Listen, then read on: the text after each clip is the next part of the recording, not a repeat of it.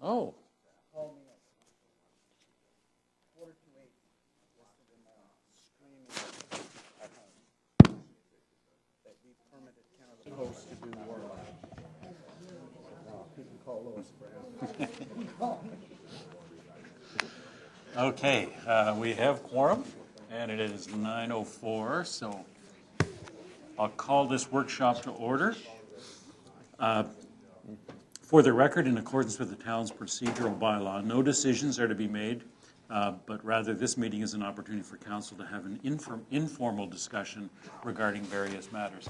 I think the only motions that we can entertain is procedural motions, and that would be for adjournment and those and to receive items. So the first item then is the outline of the proactive asset assessment management, and I'll turn this over to Mike Mays for an introduction on the program, and then we'll go forward with that. Thank you, Mr. Mayor, and good morning, members of council. There have been several questions, a lot of questions on assessment management, on taxation, and issues related to that. We have developed a program we call Proactive Assessment Management. There's been an information report distributed on this. We're going to speak to that report, but also give additional information basically we're going to elaborate on the topics that were covered on that report. There will be references made to that. The presentation is going to be done by Grace Marsh, who is our supervisor of property tax and assessment. Grace started us in February. She came with 25 years of experience in taxes and assessment on both sides of the fence, both in private industry and in working for public organizations. She also is a licensed paralegal and is able to present our cases before the Assessment Review Board. So this is a tool we haven't had in the past, an in-house tool. So with no further ado, I'll turn it over to Grace and she can walk you through the presentation. Good morning and thank you very much. We're going to actually start with a movie. Or two. Yeah. We're MPAC, the Municipal Property Assessment Corporation, and we're responsible for assessing and classifying all properties in Ontario. Every 4 years, we conduct a province-wide assessment update of almost 5 million properties. Our assessments provide the foundation on which municipalities across Ontario base property taxes. It is the accuracy of MPAC's assessments that help to ensure property owners pay their fair share of property taxes and nothing more.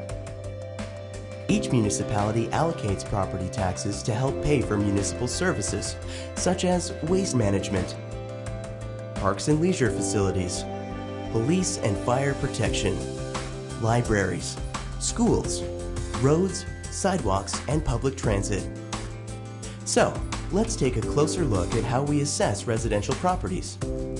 Our assessment professionals analyze property sales in your area, providing the basis for assessed values known as current value assessment. In addition to sales, we regularly analyze property information through a number of sources, including land title documents, building permits, on-site property inspections, and communication with property owners. As many as 200 different factors are considered when assessing the value of a residential property. However, there are 5 major factors that make up approximately 85% of the value. Factors include location, lot dimensions, living area, age of the structure adjusted for any major renovations, or additions and quality of construction. Although the next assessment update isn't until 2016, we still continue to update our database to reflect any changes to properties, such as new homes being built or properties being renovated, demolished, or changing use. We notify property owners of changes to their property through a property assessment notice. It provides you with detailed property information, including your assessed value. To ensure a level of tax predictability, any increase in assessment is phased in over 4 years. A decrease, however, is applied immediately. Your property assessment notice also has the login information for aboutmyproperty.ca. With aboutmyproperty.ca, you can learn why your property was assessed the way it was. You can also review, compare, and obtain detailed information about your property and up to 24 additional properties of your choice, free of charge. Your property, our assessment. Know more about it.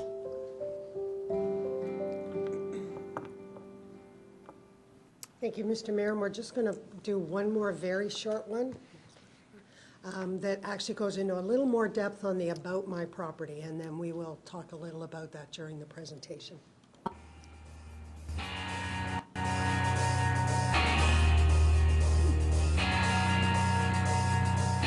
Welcome to About My Property.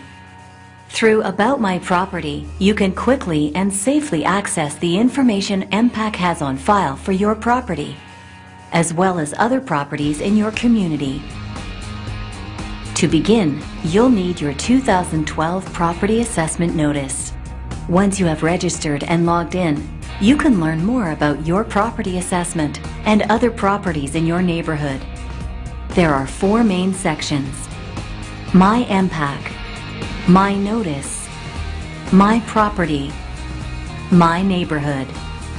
In My Notice, you'll find a copy of your 2012 Property Assessment Notice.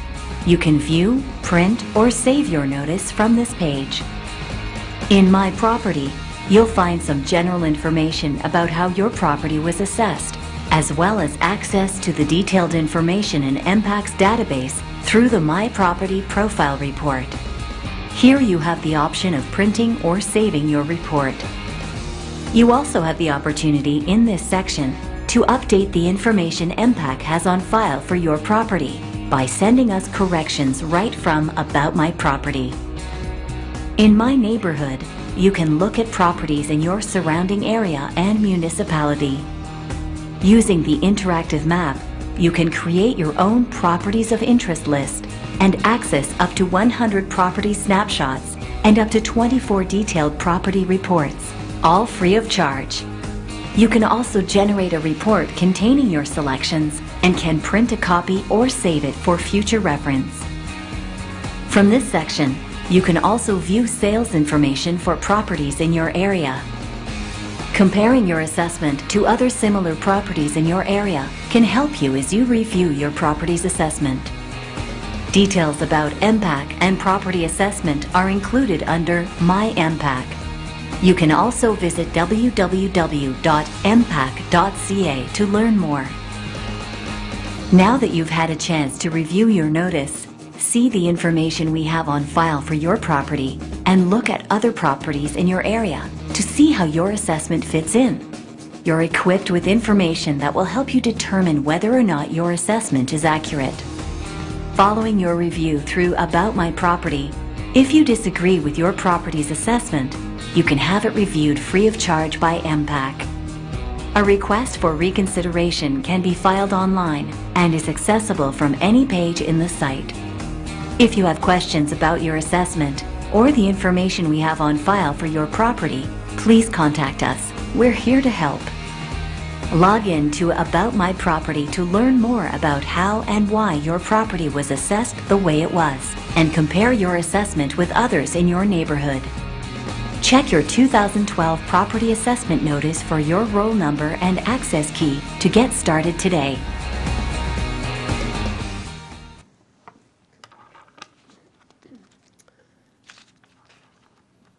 Great.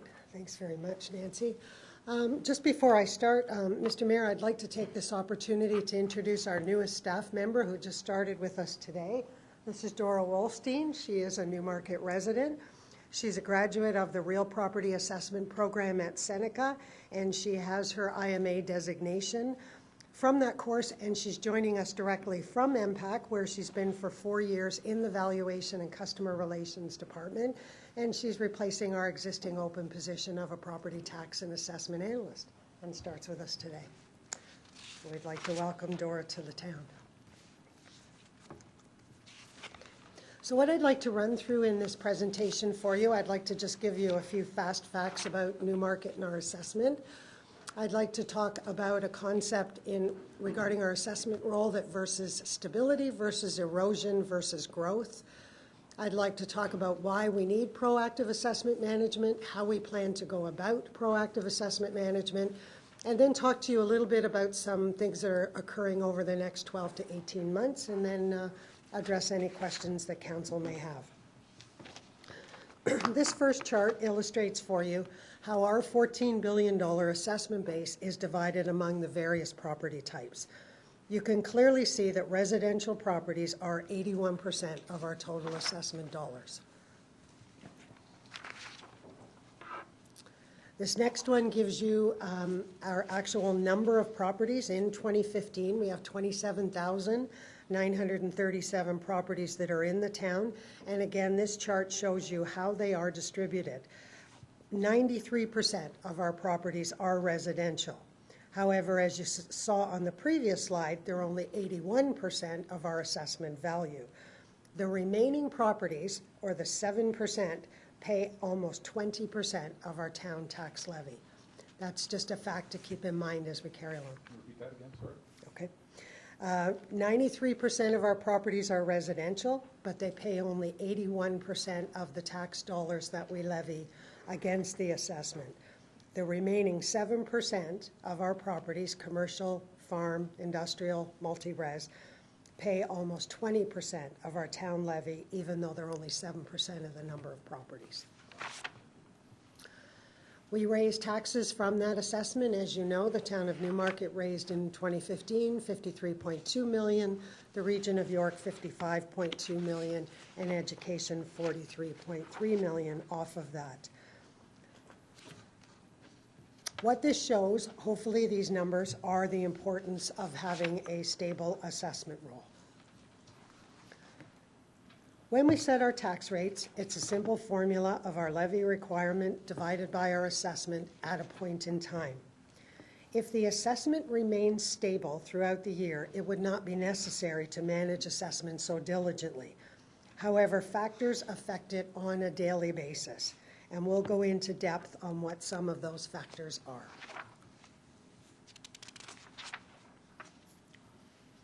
This slide highlights the benefits of a stable assessment roll.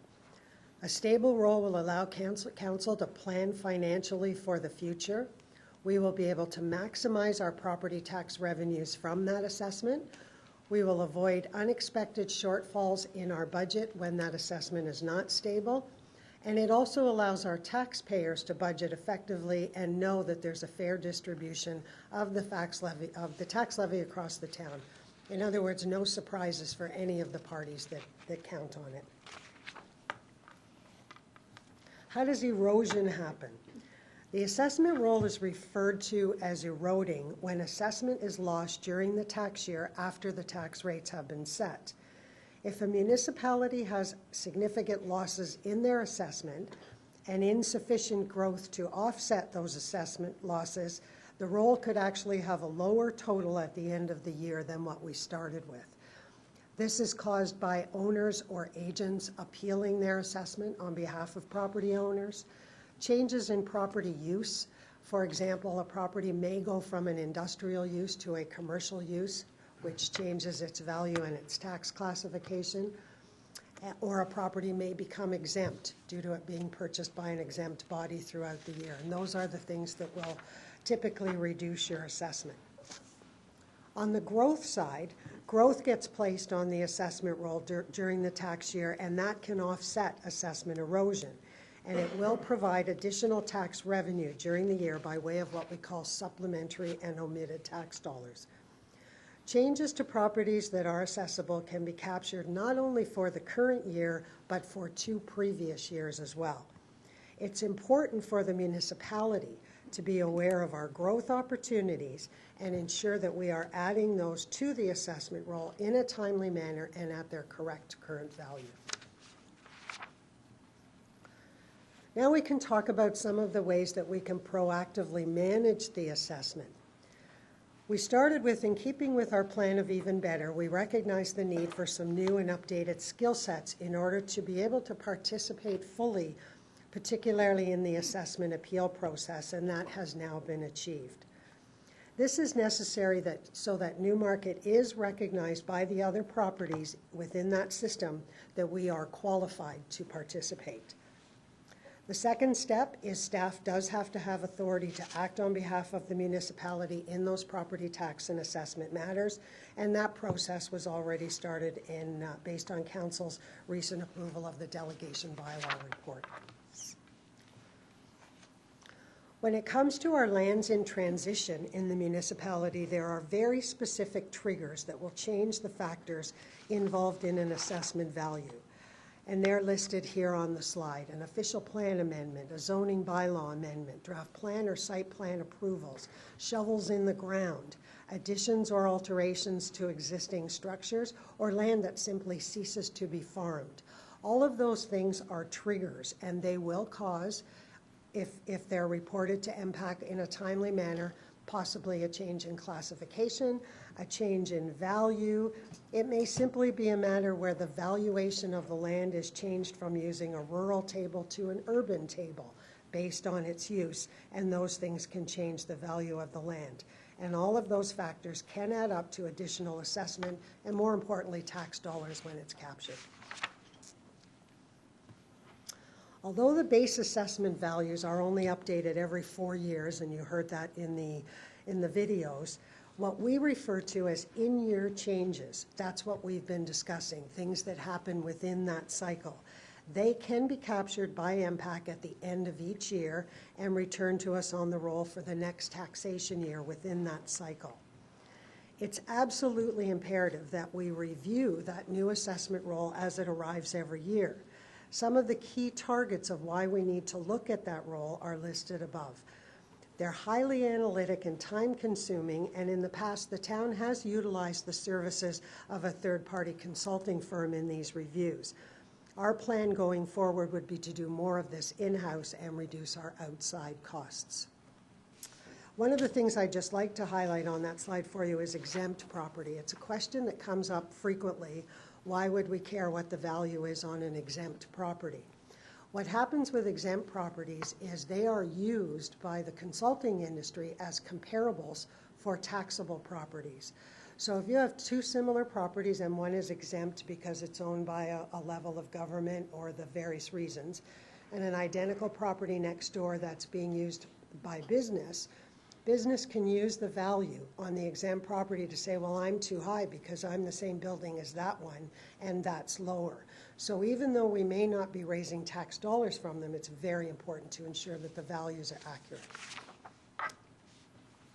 Once a taxpayer or their representative actually files an appeal against their assessment, the town becomes one of the parties involved. However, that does not mean we should sit back and allow our assessment base to be challenged and reduced without our involvement. The processes and our mitigation plans were laid out in detail in our August 31st information report that you got. However, I'm happy to elaborate on any of those points if you wish as well. Some of them are listed above. We'll keep a detailed inventory of every appeal. We will actively participate. We'll respond to statements of issues based on information that we know about the use of the property.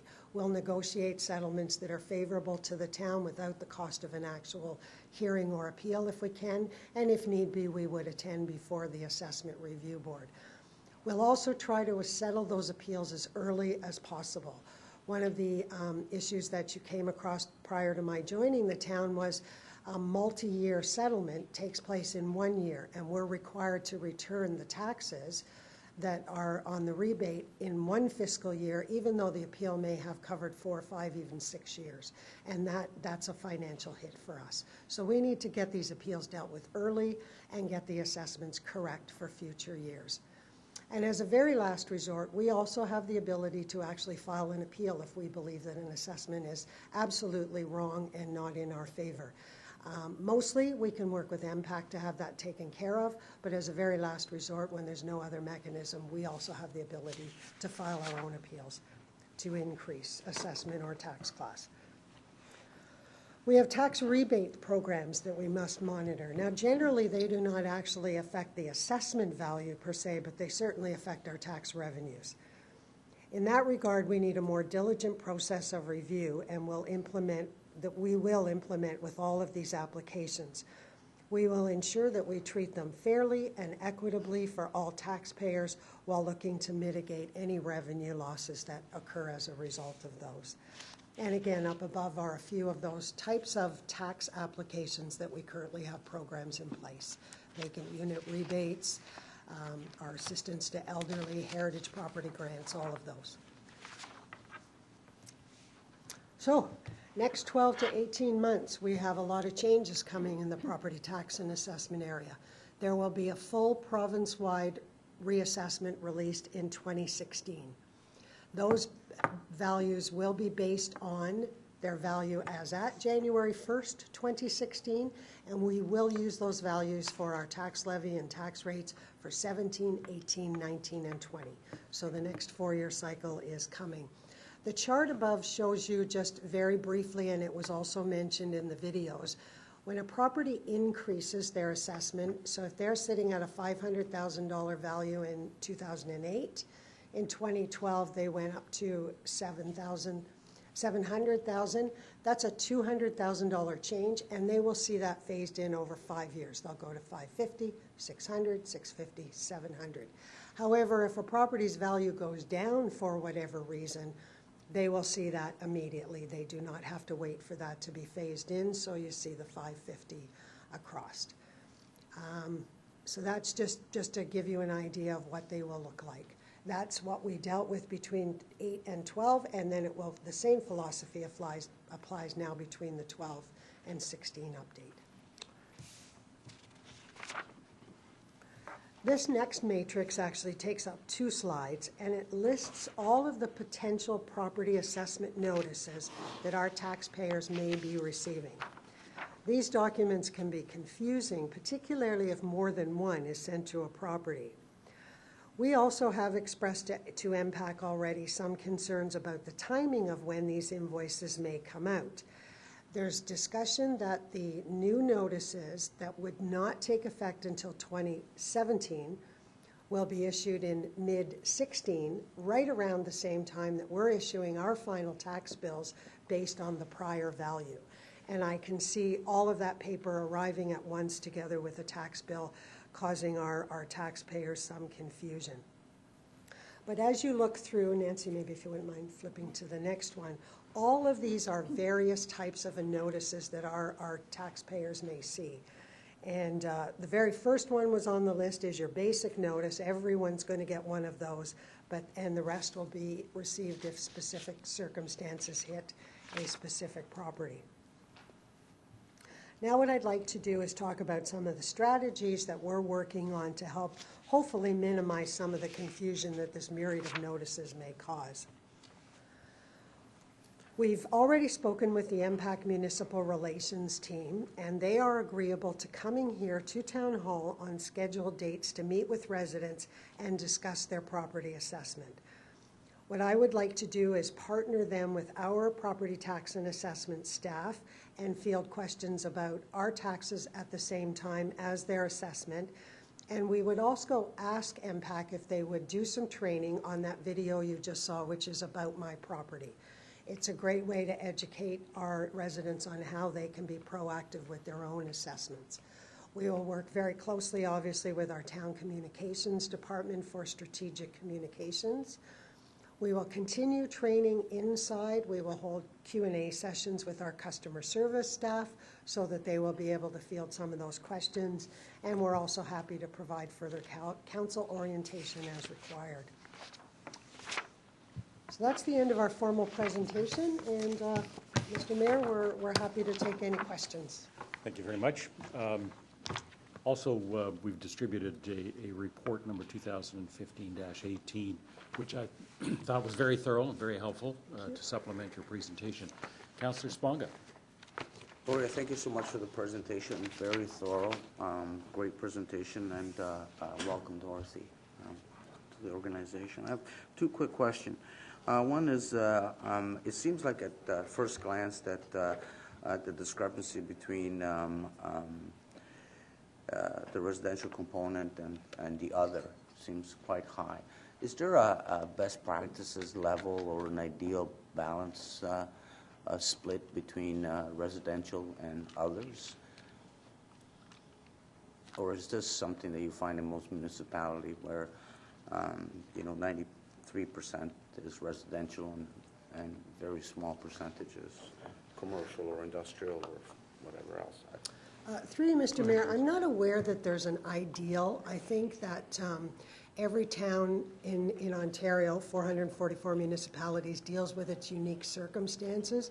It's certainly not ideal to have one very large industrial, such as a paper mill, and then nothing but residential, and that business goes out of business and you're in big trouble.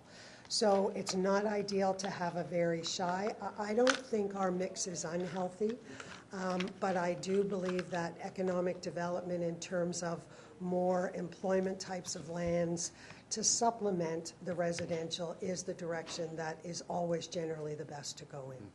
Thanks. And the other question is, do we have a rate of erosion that we're aware of? Is there a constant or an average rate of erosion either every 4 years or yearly? Do we keep track of that? We have historical numbers within reports. MPAC gives us a quarterly report where they report to us everything that's been lost, but also everything that's been added.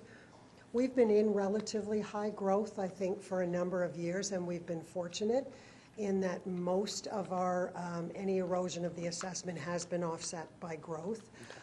Other than in 2014, I did allude to, and I know the director did bring this to council, where there was a large settlement of a 6-year.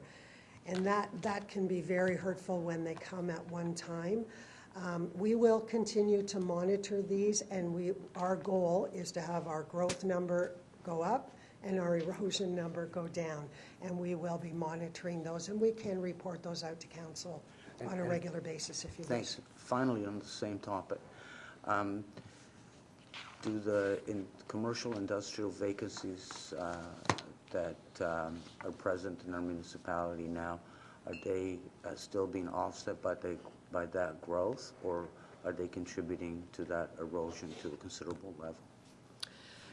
As a tax rebate, the vacancy does not contribute to assessment erosion. A vacancy rebate application is based on the existing assessment. It does not change. What it does is it returns 40% of the tax levy to the owner of the building who has a vacant unit in his building to help offset the fact that the owner is not collecting rent.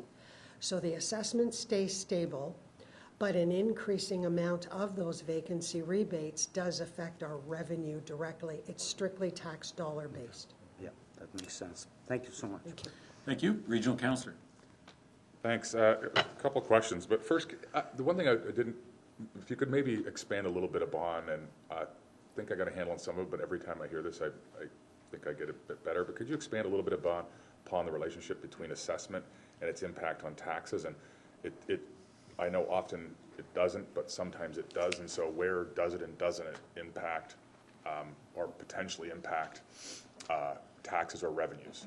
So, I mean, the idea being if assessment changes, our multiplier or our rate adjusts. So that doesn't mean, right, if you're stable, if your value didn't greatly sway, then you should remain the same, except for whatever we increase taxes by that year. But you're saying, though, if we don't go after assessment challenges or changes quickly enough, that's a negative impact on us. Mm-hmm. So I get both those concepts, but I'm not sure I get how they relate. Does that make sense? Like, how does it sometimes matter to us, bottom line, but most of the time it doesn't? I think you have two different concepts that I think I hear in your question through you, Mr. Mayor. One of them is a tax shifting issue. So if nothing was to change, the assessment can affect our taxation by basis of shifting. So an example of that is if an industry closed down, but we built enough houses that the tax dollars, the assessment base actually stayed the same. So we built new homes to take up the same dollar of assessment that was lost from an industrial property. We're still behind because industrial properties pay at a higher ratio. So we will collect less taxes off exactly the same dollar of homes, because houses pay taxes based on $1 of assessment, they pay as $1. Industrial properties pay taxes as $1 as $1.30, and that's a region-wide ratio. So that shifting, if we're not protecting the assessment erosion on the commercial industrial side, even though it's not as many of our properties, that's why it pays 20% of our basis, because of that. Sure, but new assessment does mean new revenue for the town. It can affect the tax rate. It's our new It does, yes, Right. it does, and But existing assessment changes don't necessarily do that. But sometimes they apparently do, because we want to stay on top of it, So they do when if you have budgeted for a certain amount of loss when you set your tax rate, you're good. And we do that. We diligently try to anticipate what that loss will be every year, and that's included in the budget when the tax rate is set. It's when the loss exceeds that. So if a large appeal goes through and we don't get on top of it and make sure it comes soon, it affects the current year. So if we budgeted for X dollars to go out the door and this ended up being Y dollars, that's extra tax money that we're sending out the door that we did not budget for. So that whatever you've got on the gross side now has been offset by that. And typically when you're not on top of these appeals and they drag out, and one example was 9, 10, 11, 12, 13, and 14. 6 years of appeals settled in 2014, which meant the town wrote the check all in 1 year for 6 years. So you had budgeted and done business and spent money not knowing that this was coming. okay, so And I got the way I that's want to the phrase the fear. question. This is the part I've been trying to Okay. get to. Sorry if I'm not being clear. No, I Mr. don't think Mayor, I'm asking through the you. question well. Here it is. So if existing assessment, Yes, the existing assessment goes up, which it does pretty much every year, that doesn't mean taxes go up. The multiplier reduces, right? What drives taxes That's up is a 100% tax correct. increase. yes. So increased assessment across, not new assessment, increased existing assessment. We're talking about existing assessment. Increased existing assessment does not mean new revenue. It does not. Why does decreased existing assessment mean loss of revenue then? Because you set your tax rate based on that assessment existing, and you expect to collect those dollars and spend them, and then if it goes down during the year and we send those dollars back, they're lost. Within a given year, okay, got it. So that's the difference. But in the next year, it wouldn't necessarily mean a loss. It's only within the year that it means a loss. The next year, if the roll is returned to us corrected, then we will adjust. Taxes may shift because Sure. of that, but we will set a new tax rate based on that new roll. So am I correct then in saying that decreased existing assessment only impacts our budget or our taxes within a given year, except for shifting potentially? but- Except for shifting, correct. Okay, Correct, Mr. great. Mayor. Thank you. All right, I think I understand that now. Just a couple of quick questions as well. This 2016 assessment, last one was 4 years ago. Well, I don't know if it'll be one of the most dramatic, but it's going to be a fairly dramatic one, I've got to assume. I mean, we're talking roughly 10% per year in around this area. So does the amount or the percentage or the dramatic amount of the increased change anything other than communications, or is that just is it just more of maybe it's a bit more challenging to communicate because it might seem more extreme to some people?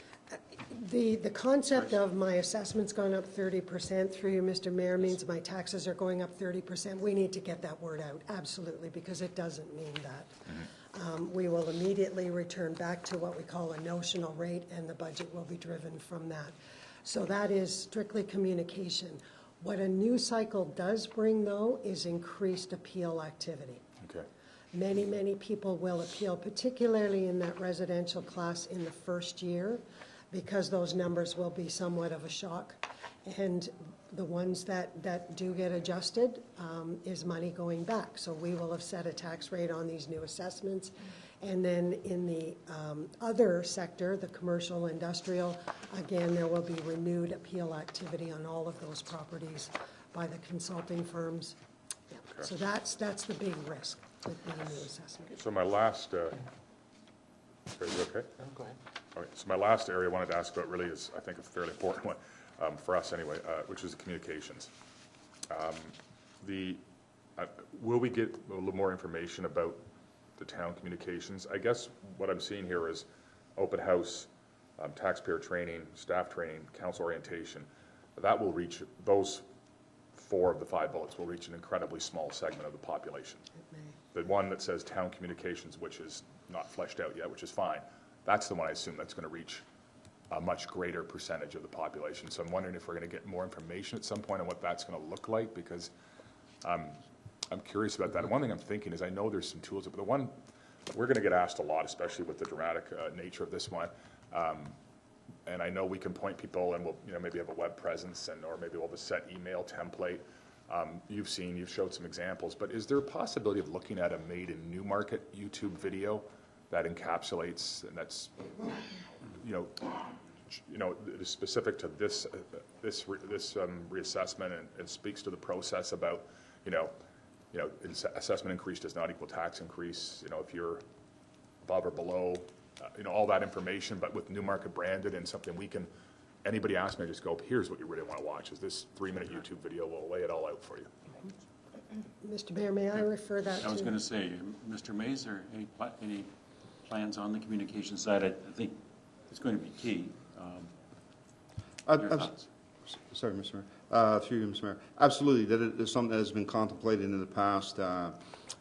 We know, for instance, our neighbors to the south have done a video on taxes, and that is something that has been under consideration. I mean, one of the key things is tax shifting and just going through the process. It's very confusing because property taxes are so different from any other form of taxation that anyone's used to. It's in some sense it's more transparent, but it's more confusing as a result. So that is something we would be contemplating for the 2016, and we didn't have something fleshed out at this time. That's why it's just put in as a bullet point in this presentation.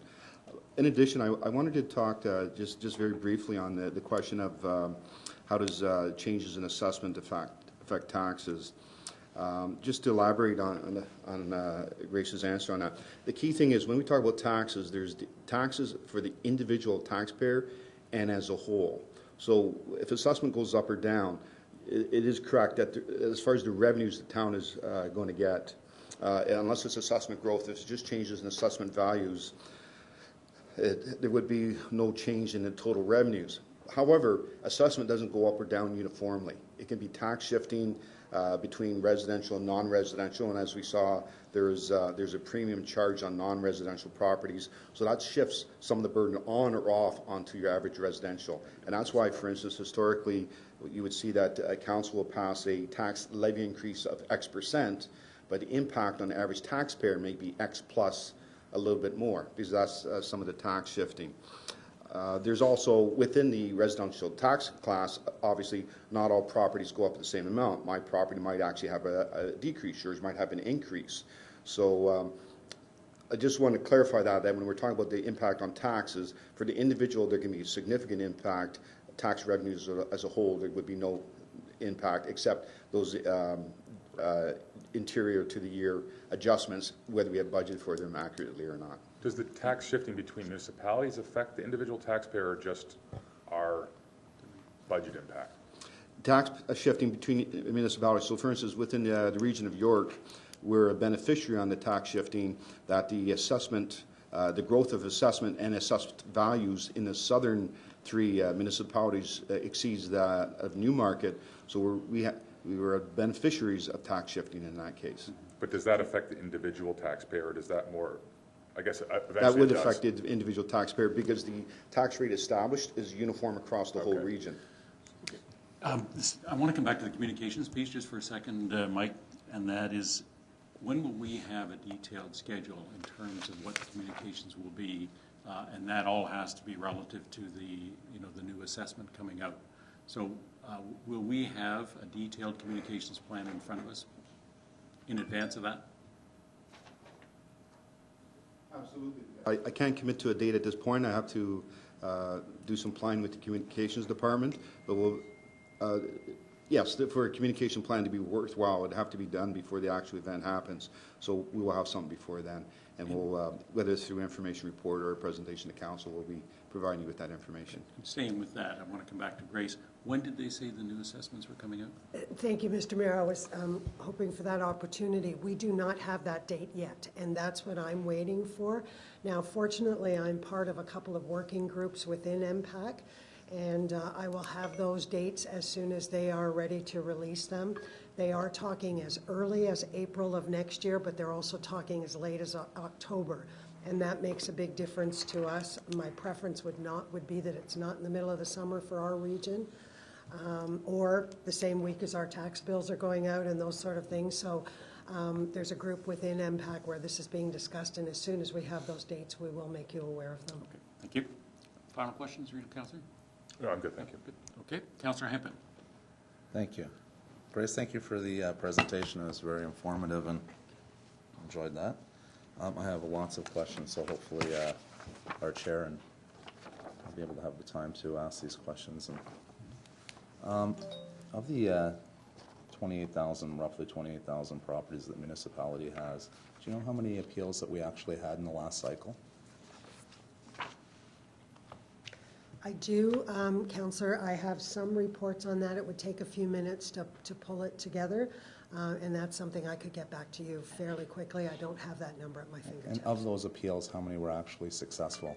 If I could get that information as well. Through you, Mr. Mayor, clarification on the residential or the non-residential?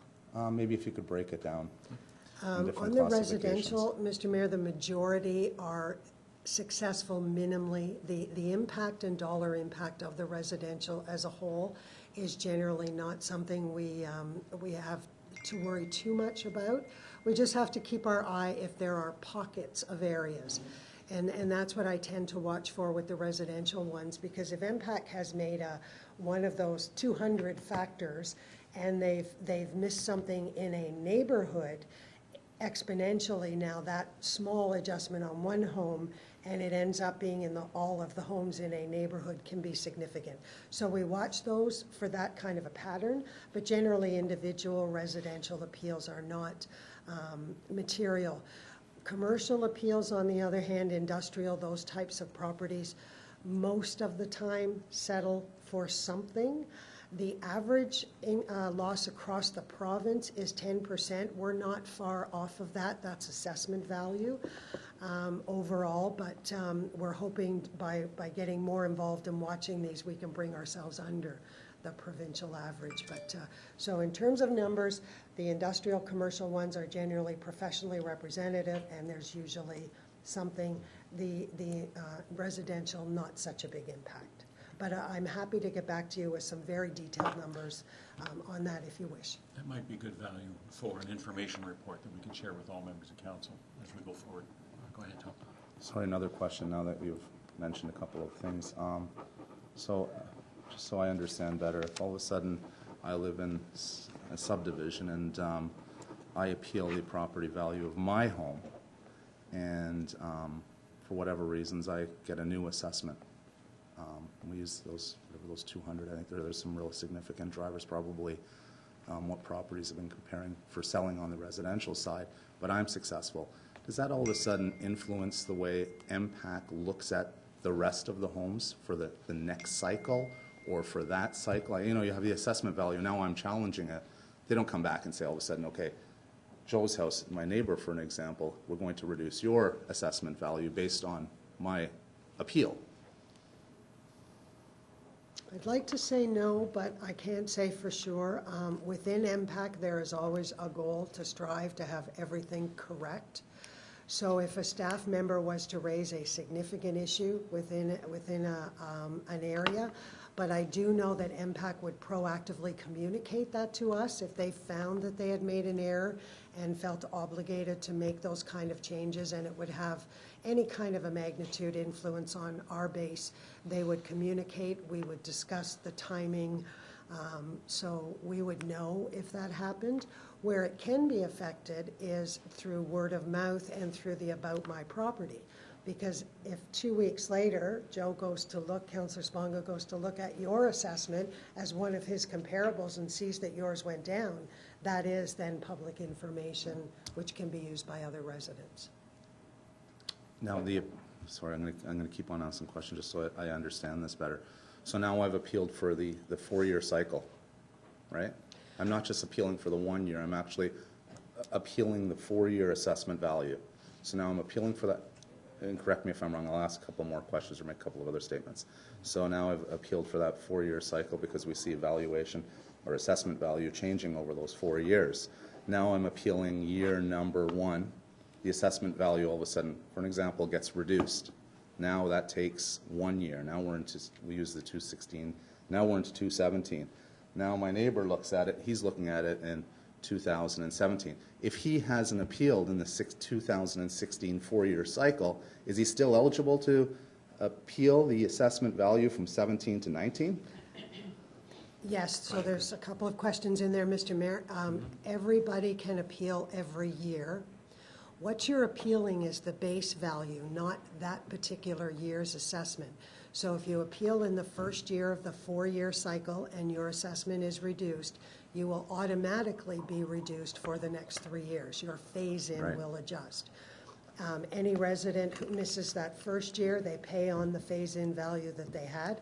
They can appeal in the second year, and they'd be adjusted for years 2, 3, and 4. You can appeal in the third year for 3 and 4, or if you really miss the boat, you can appeal in year 4 for the final year.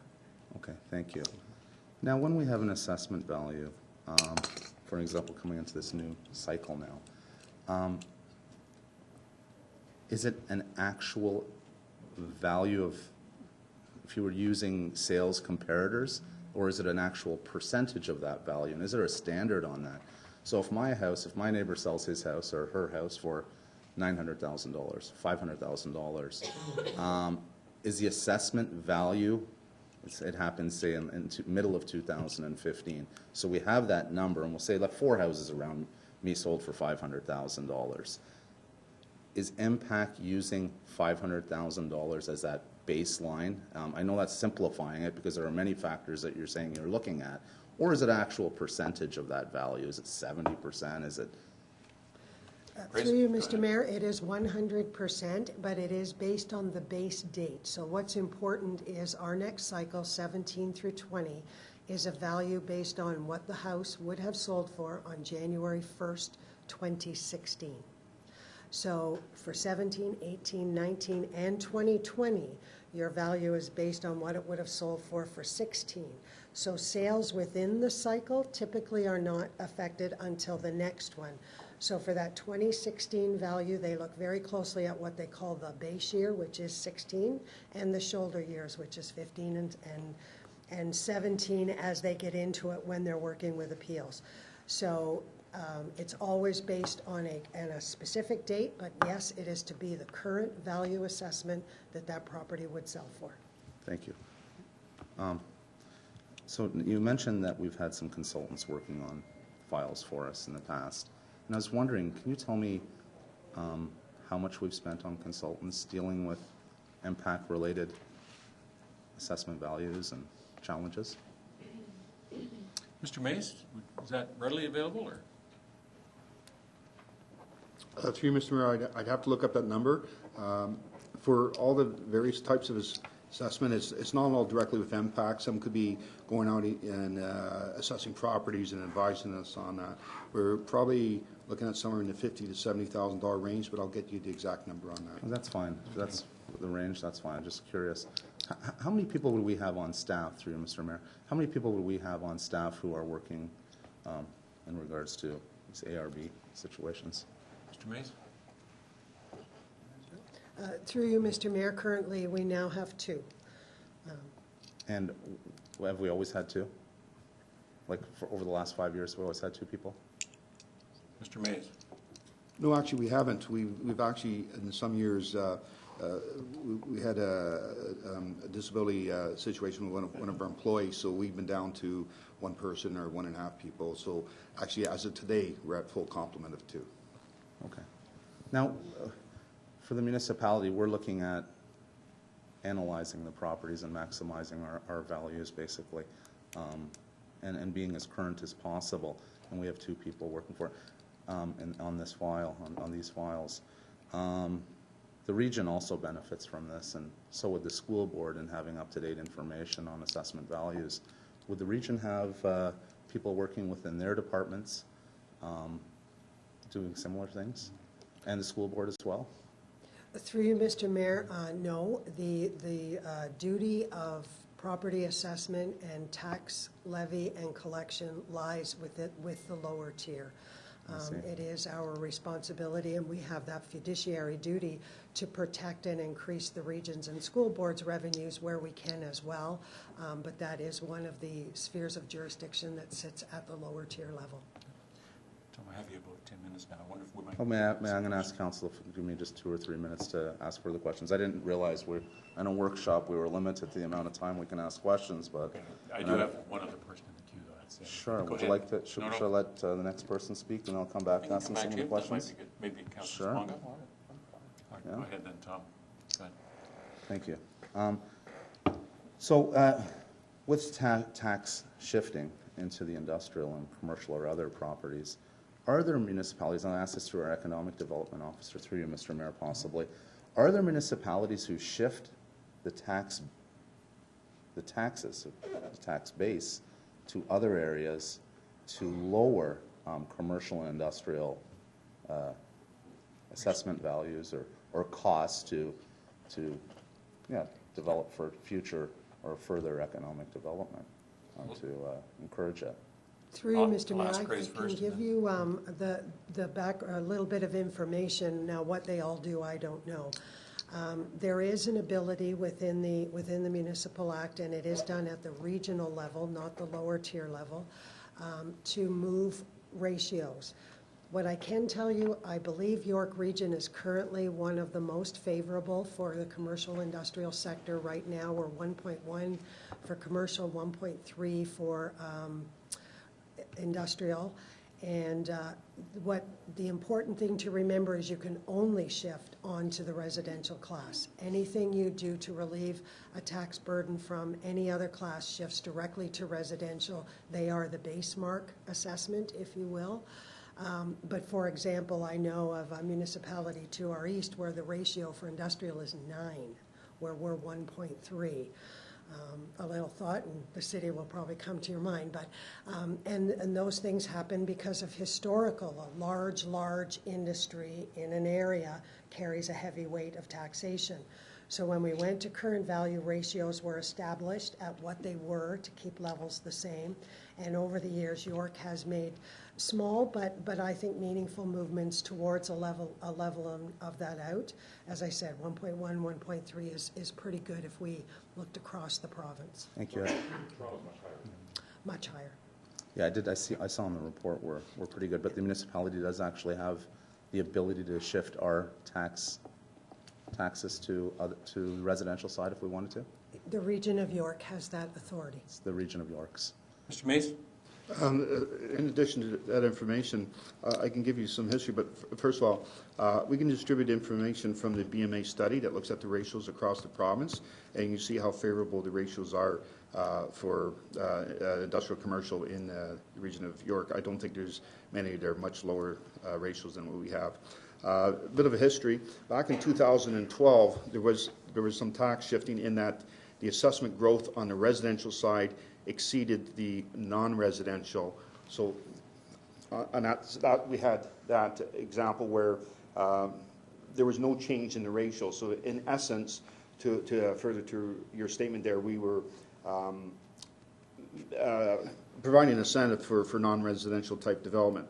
The opposite happened in 2008, where we actually saw that the non-residential assessment, primarily commercial, grew at a faster rate than residential, and there could have been shifting the other way onto the commercial industrial side, and that's where the region actually lowered the tax ratios in 2008 as a result. They were higher than the ones that Grace quoted back in 2007. So in 2008, they actually lowered that to make sure that there was no tax shifting at that time. Thank you. A couple more. Yep. And this is a fast, simple question. How often have we been involved in a ARB case in the last 5 years and actually been a involved party or participant and had representation from one of our staff members? Mr. Mayor, through you, I couldn't speak to prior to my being here. Since I've been here, I've been actively involved, mostly through telephone conference calls and some negotiation and a couple of property inspections, and that's the goal. And the goal is always to try to settle, resolve them without going in front of the Assessment Review Board, because that's so timely and so costly and always drags out the final result. Have there been instances where we've actually had a paralegal, I know you're a paralegal yourself, and actually been representing our case in front of the ARB? Through you, Mr. Mayor, whenever I'm involved, that is what I'm doing. That's what the system recognizes me as, the advocate for the town, as the paralegal. Okay, thank you. And then one last question, and maybe this information can come to us later on. Over the last couple of years, or last 3 years, if we could find out, how will I phrase this? I'd like to know, through occupation of different government agencies who are exempt to property taxes, what that is taken away from our tax base. So and if I get that information specifically, whether it was institutional or provincial government or federal government or regional government, how much space they've occupied, what that's reduced our tax base by. So basically, it's the assessment that we have for exempt properties, and if we applied our tax rate, that would be a lost revenue. Is that what you're getting at, Councillor? Well, I would imagine if those spaces were occupied at one time and now they've been, or built, and we have an assessment value based on what the property would be if it was occupied by a private industry, and if it's all of a sudden something that's public use and it's exempt, yes, I'd like to know what that value is. Okay. And if we could have that broken out. Right, we could incorporate all of that into the information report. Yeah. Institutional too, sure. Good. So, Councillor Sponga. Thank you, Mr. Mayor. One of the statements we hear on a regular basis around this table or from the residents is that whether we are putting in sidewalks, whether we are changing the zoning to in the proximity of a neighborhood, or we're building a higher rise than we're used to, or so forth, we hear very often the statement, this is going to impact the value of my home. And I assume that means the value, the assessment value of those homes. Coming back to, I guess the question would be first, is there value to that? Have we ever been able to, are the guidelines that are applicable in terms of what will decrease the value of a property or so forth, or whether, you know, issues like things such as sidewalks or street furniture or adjacent new developments or change the zoning actually have that impact? That would be my first question. And second, if, and I suspect that in many, many instances it doesn't have a direct effect, could that be incorporated in our communications plan going forward to show what actually does impact negatively assessment? That's my first question, and then Let's deal with them one at a time. Yeah. Okay, thank you, Mr. Mayor. One of the things with residential properties I think was important, and why I showed that video, 85% of the value is driven from those basic 5 factors. And you're really not changing any of those basic 5 factors with any of the changes that the councillor has mentioned. So can there be an impact? Yes, but in my opinion it would be relatively small. And at the end of the day, it's based on what the properties similar in the neighborhood sell for. So if the sales show that there is a decrease, and that could be strictly market, it could be a change in the neighborhood, there's many things that affect the price of a home, as you know, then that would be reflected in the next cycle, the next time they take a base date, and they'll look at the sales leading up to that.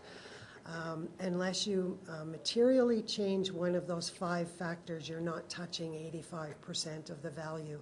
And we certainly, through you, Mr. Mayor, could build some comments around that, and we will have them vetted by the experts at MPAC, but we could put some of that into communication, certainly.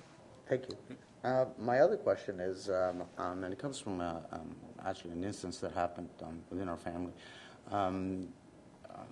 If you own a piece of property in, let's say you're on a street within a certain neighborhood, and less than 500 meters from you, there is a pocket or a street that has now gone through a redevelopment, and the resale values of those properties is considerably higher. Like, for example, I'll give you an example, like Park Avenue, where a home sells for $600,000. The home is demolished and another home is built and subsequently sold a couple of years later for $1.7 million. Does it affect, does it have a limited radius in terms of properties in the area that it affects? And what is the mechanism, or is there a guideline that says, okay, you cannot go past this geographic area because it wouldn't, the fact that that pocket is being redeveloped doesn't necessarily impact this area or this little street. And is it true that a whole street can appeal together? Two questions there. Or are the appeals separate? Through you, Mr. Mayor. Individual, The first question in terms of the neighborhood, they use the term, MPAC uses the term homogeneous neighborhood. And that has a definition by dictionary, and then it has a practical definition in their world. Typically, I think what the councillor is referring to, when I talk about 85% of the value, then you have to look at another factor, which is the difference, the land versus the house. And as much as residents don't like to hear that their castle isn't the most valuable thing there, it really is the land that carries the majority of the value. So that's why homes will be bought, demolished, and rebuilt fairly frequently. Because the land does carry a higher percentage of the total value, and developers will pay sometimes more for those lots where they can build those larger homes, it will affect. The sales of the neighborhood will be affected because your land value has increased, despite the fact that your home may still be modest or unchanged. So hopefully that answers the first question. The second question regarding a whole street appealing, everybody, anybody may appeal their assessment. Each property must be appealed individually. However, there's nothing to preclude a group of business owners or residences from having a representative do that for them. So they can get together, that representative would file all those individual appeals, and then effectively be representing a neighborhood. That does happen. Or a resident, the system is designed that a resident can do it on their own without representation. So, Mr. Mayor, sorry, last clarification. So, with that, in that case, will the review board then deal with each appeal individually, or will it deal as with the appeal as a group appeal? They may be done as a group appeal, a request. The board looks at each appeal individually as a tribunal. However, upon request, they will group properties together and typically do that for effectiveness anyway. But if one representative has a group of properties and they request it of the board, they can have them appealed. Their evidence would have to be presented for each property, I would think. But that once it's in the hands of the tribunal, it's their rules, and they would proceed how they see as appropriate. But yes, I can see that happening. And finally, very quick question. I've had several people express some concern about their assessment, but then having some reservations about appealing it on the basis they're afraid that it might work out unfavorable to them.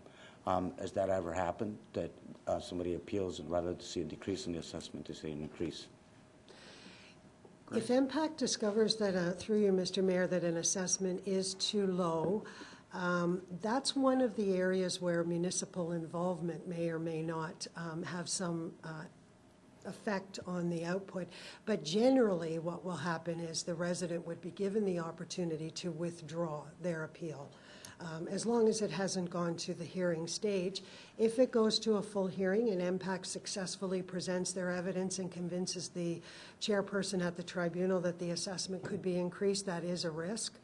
But usually MPAC will advise the resident ahead of time that, and the appeal can be withdrawn, and then the city, the town, would then look towards MPAC to make the appropriate corrections for the next rule. So. For the next tax, so not the next Yes. cycle. Yeah, through you, Mr. Mayor, yeah.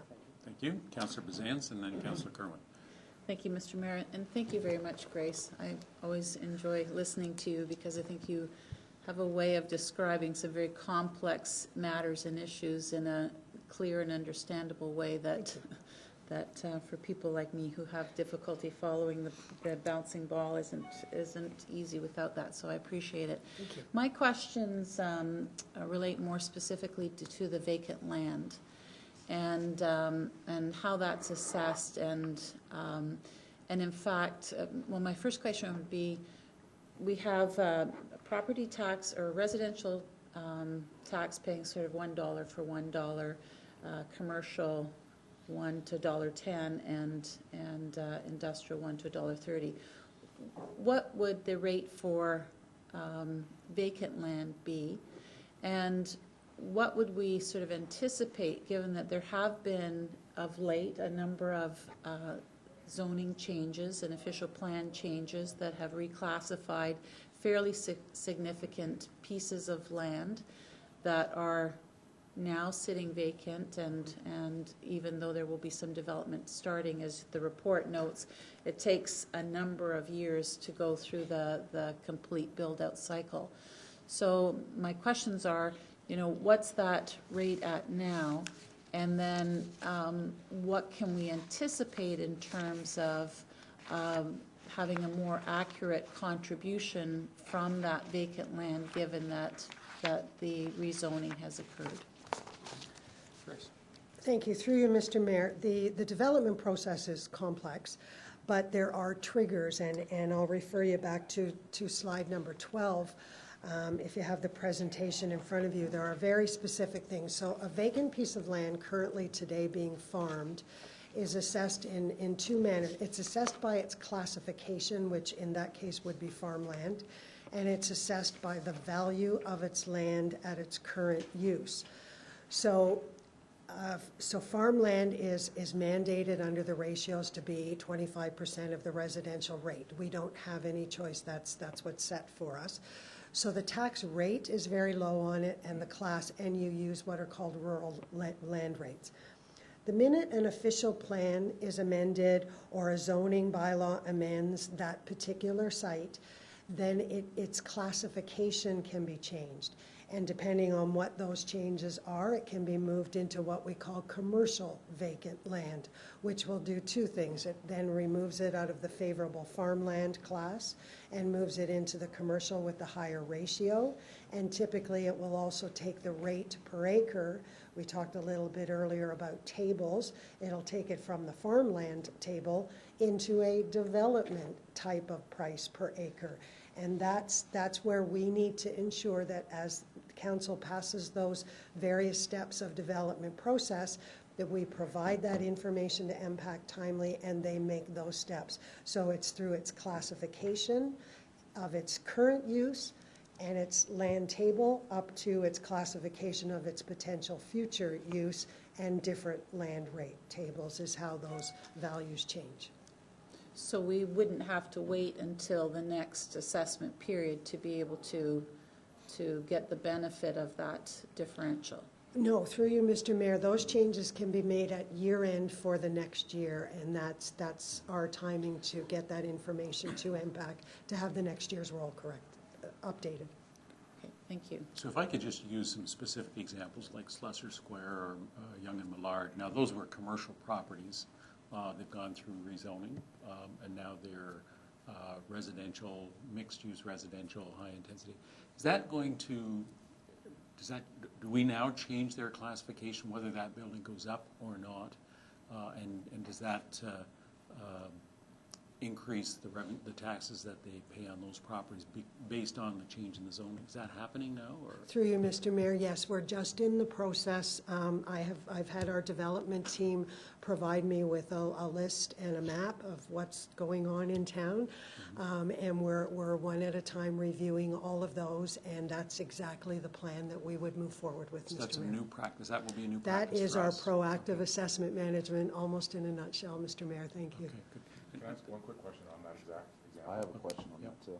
Okay, All right, well, push your buttons, and yeah, well, I've got Councillor Kerwin there, but Dave, are you okay if we stay with this subject just for a minute? Absolutely. Okay, all right, John and then Tom. just a quick question. But, so you take either one of those examples, the classification change from commercial to residential would actually lower the rate they're paying, but the current value assessment of might increase because it's high-density residential development on the site. Is that correct? So it's Through you, Mr. Mayor, if it goes to straight residential RT, which it would be if condominium is planned, if rental properties are planned, it goes into what's called the multi-residential class, which actually I think our ratio it is the same ratio. There was a time when it was a bit higher. I apologize, it's now the same. So yes, through you to the councillor, its rate would be affected, but its value would be greatly affected. right. So we might lose a little ground on rate, but probably gain more on value. Yes, sir. Through you, Right. Mr. Mayor, Thank you. yes. Okay, Tom? It's an interesting question. Good question. So maybe if we can, the mayor used a couple of examples. So all of a sudden you have a commercial property, an existing commercial property that's operating and has buildings on it and things like that. And all of a sudden they decide, you know what, we want to redevelop it. We want to, I'm not sure if this is true or not, but lower our tax burden to themselves. So they decide that they're going to no longer have their businesses operating. They remove all of their buildings, and now they get a new classification. They get that classification through zoning bylaw amendment and our official plan amendment. They get all of a sudden high density residential. Maybe that's a question I can ask you later on. You can give me that information. I'd like to see is that a greater number? Now all of a sudden you have an existing business on a location, and now all of a sudden you've increased the value of the property by allowing for all kinds of density and all kinds of height and things like that. How that changes, and maybe it's more of a statement than anything else, and maybe I can sit down with you unless you can give me some information as to what you feel, what happens in a situation like that. Does the value of the property go up? Does the town increase its revenue on that individual property or not? Chris? Through you, Mr. Mayor, it's very difficult to talk property specific without knowing where it comes from and where it goes. But in general, it depends a lot on the business that was there and whether it was a thriving business, et cetera. Commercial properties are assessed based on their income value. So if you have a strip plaza, it's assessed based on the amount of income that it gives to the property owner. 10 units rented at X dollars per month, it's very simple, less expenses, gives you a value.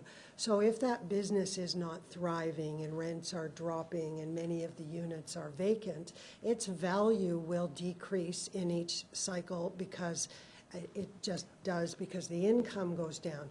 The redevelopment may bring it into a more viable use. And again, it depends on what that redevelopment is. If it goes strictly to residential, it moves to the sales comparison method. So what a lot sells for at residential value becomes its land value, as opposed to being attached to a commercial income that may or may not have been viable any longer. So all of those factors make property-specific discussions very difficult, but I'm happy to look at any specific property as we will be doing, and talk about it with its details known. Just one follow-up question.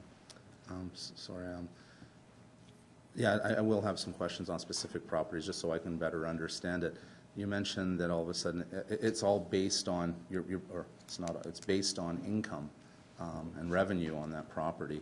So now all of a sudden you have an owner-operated piece of property, and it's a significant piece of property, and they're using a lot of their own, or all of their own commercial space, and they'd like to do some tax shifting themselves. So all of a sudden they say that, you know, we're paying, if market value is $20 per square foot, including CAM and things like that, now all of a sudden they decide they want to pay $12.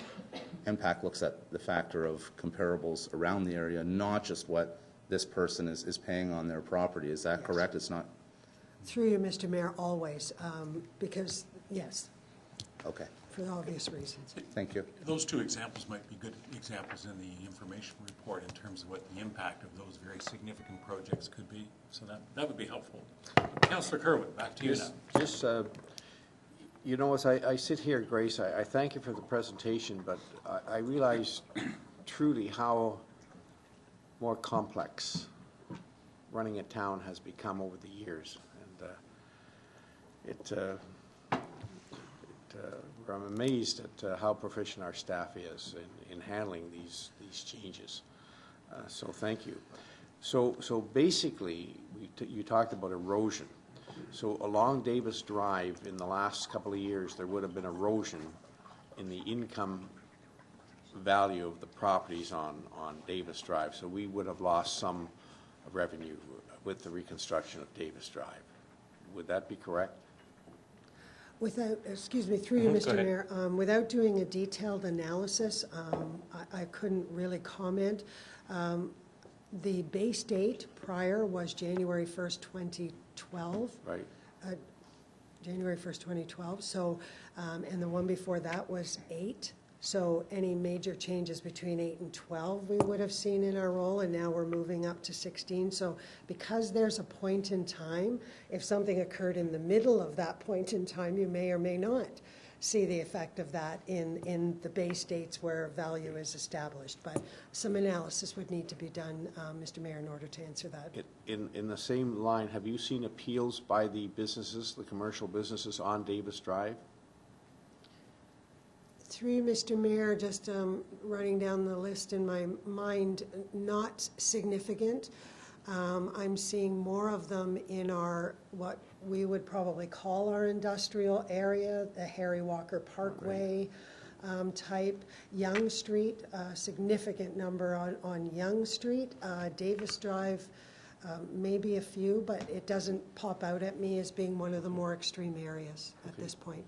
Thank you. The other one, and maybe I've misunderstood this, the commercial rate and the industrial rate at 1.1 or 1.3, and it's low in York Region, high in the City of Toronto. Is that set by the Region of York or by us as a municipality, a lower tier? Through you, Mr. Mayor, those are the ratios applied to the assessment before the tax rate is calculated, and that is thoroughly within the Region of York's jurisdiction. Okay, so that's the Region of York. The final question I have, Grace, is land value. So floodplain would be very low. A person who had, say, 80% of his property in floodplain, the assessment would be lower than a building lot. Would that be correct? Through you, Mr. Mayor, again, depends on the type of property. If that's a residential property that is being sold and resold strictly for residential use, that may have zero effect on the value. It's strictly the sale price at the time. If it's a desirable residential property as it is, it is. If it's a property in an area that is subject to redevelopment and someone was looking at it for redevelopment purposes, then I would suggest that may affect its value in a downward turn. But again, it depends on where it sits and the type of property and its current use and its perceived future use. Thank you. Thank you. Regional Councillor? Do you think it's safe to say that after the completion of most higher order transit projects, subways, rapid transit, et cetera, that you would see a general increase in assessment in the years following that? Grace? Again, I think theoretically, through you, Mr. Mayor, yes, I think you see that on, for instance, the Yonge Street corridor with an improvement in transit. You see a different type of development than residences, high-rise, no cars, where they can use the transit. And I think that does become valuable. So yes, I think, but again, it completely would be reflected in either the sale price on a residential property or the rent that can be had on the commercial property. Right. And if you see those increase, you will see the values increase. And I'm thinking not residential as much, but well, no, residential as well, certainly higher density. But I'm just thinking about isn't that sort of the concept of tax increment financing? Municipalities can use as a tool. It's the idea that assessment, you can sort of use future assessment increases around a transit note or something. That's through you, Mr. Mayor, yes. Yes. One last question I had was just thinking, I think I know the answer, but because it's set, the base rate is set at a certain time every 4 years roughly, and so January 2016 will be the base rate, will be reset. If the market has a 10 or a 20% correction 6 or 8 or 12 months later, it's moot? Through you, Mr. Mayor, yes, theoretically, the way the system is designed, and that is one of the criticisms of a 4-year cycle. A 4-year cycle is a lifetime in real estate. But technically, yes, the value should only be reset based on the base date and what happens directly around that. However, we have seen instances, and again, the Assessment Review Board is a tribunal that acts in its own, under its own jurisdiction and rules, and we have seen them take recent changes into effect during hearings, and they have every right to do that, to establish what they believe the current value is at the time of the appeal, is how they look at it. I've seen that successfully argued against and for, and that's what happens. As you know, when you go before a tribunal, you take your chances. Okay, Hopefully that answers the question, Mr. Mayor. Okay, thank you. Any other further questions? We do have another presentation from Legal Next at about 10:30. Might be a good time for us to take a short break. Before we do that, on the agenda, are there any declarations of pecuniary interest? I didn't think there were, but it's a formality that we need to put on the record, so there were no declarations. So why don't we take a break then until about 10:30? We'll have Legal Next come in. Thank you. Grace, great job.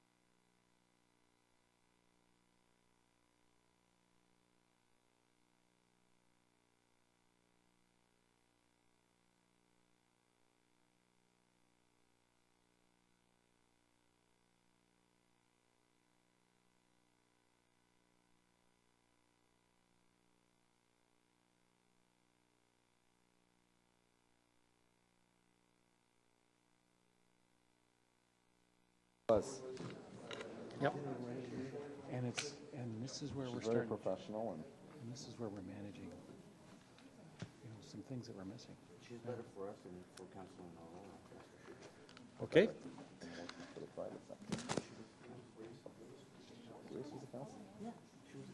Okay, I'll bring the workshop back to order, and I'll invite Daniel Kostopoulos to come forward and bring us a presentation on the Viva Next series. Daniel? So thank you, Mayor Van Bynen and members of council for having us here today. Actually, I'm here with several members of our YRT Viva Transit team. Anne Marie Carroll, our General Manager of Transit, is going to deliver the presentation to you. This is very much aligned with report and presentation that Regional Council received at Committee of the Whole just a week and a half ago. It basically provides an overview of the update to our 5-year service plan that is just moving forward now, as well as the annual update for our 2016 service plan. Although it is, a lot of the material is aligned very much with what Regional Council saw, there are some new market-specific slides embedded into the presentation to provide additional context. So with that, I'd like to call up Anne Marie Carroll and Adrian Cowan, our Service Planning Manager. Great. Thank you, Daniel.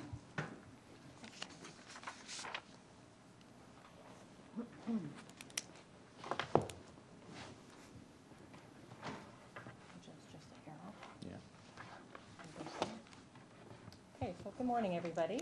I am Anne Marie Carroll. I'm the General Manager of YRT Viva, and this is Adrian Cowan. He's the Manager of Service Planning. So thank you for having us here this morning. We always like to take an opportunity to talk about transit and to educate everybody a little bit more on what we do. So this morning, the presentation provides an overview of the YRT Viva administration and operations, and a high-level review of our 2016 to 2020 strategic plan, our 2016 annual plan. As the Commissioner mentioned, that we present it to our Regions Committee of the Whole on Thursday, September the 10th. I'll also touch on some of our staff's achievements so far this year and advise you of some of the up-and-coming projects. So YRT Viva's administration has a number of sections under the YRT Viva umbrella. We have planning, bus and para, transit operations, facility and bus maintenance. We operate 2 call centers, one for the conventional BRT and another for Mobility Plus, our paratransit service. We have an enforcement and security section, and we also have our own marketing and communications people. Our customer service staff has approximately 1.5 million customer contacts annually, and our call center operates a customer relationship management tool that captures all our customer interactions, either through the call center or interactions we have on street with our customers. And staff use this feedback into making service adjustments, and we also use it in our future planning as well. So YRT Viva, we operate 3 types of service: conventional service, bus rapid transit, and our Mobility Plus service. The Mobility Plus service is is for York Region residents who cannot utilize a conventional or the BRT service for their whole or part trip due to a disability. The service is operated by private contractors, with the exception of 10 routes that we currently contract to the TTC, and they operate those routes on our behalf. We have 128 routes, and the service is very diverse to meet the transit needs of the different communities within York Region. We have just over 500 vehicles in our fleet, but it takes about 480 region-owned buses to operate our conventional and BRT services on a daily basis.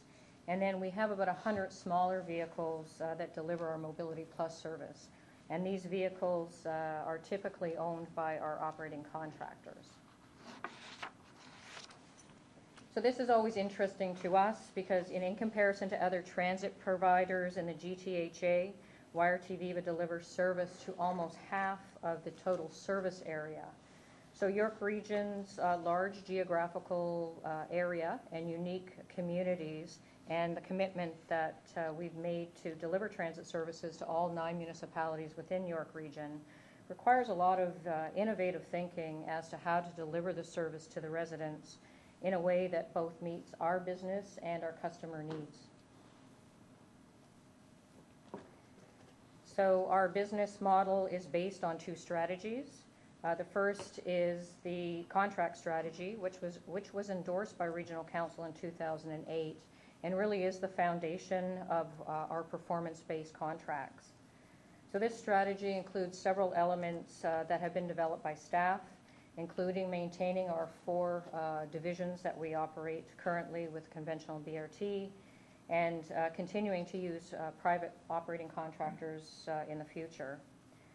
YRT Viva has operating and maintenance contracts in place, including labor agreements for the rest of this council term and in some cases beyond. The second strategy is our bus garage strategy, or storage and facility strategy, and that was endorsed by Regional Council in 2006. So this document guides the region in acquiring land to build our own bus garages.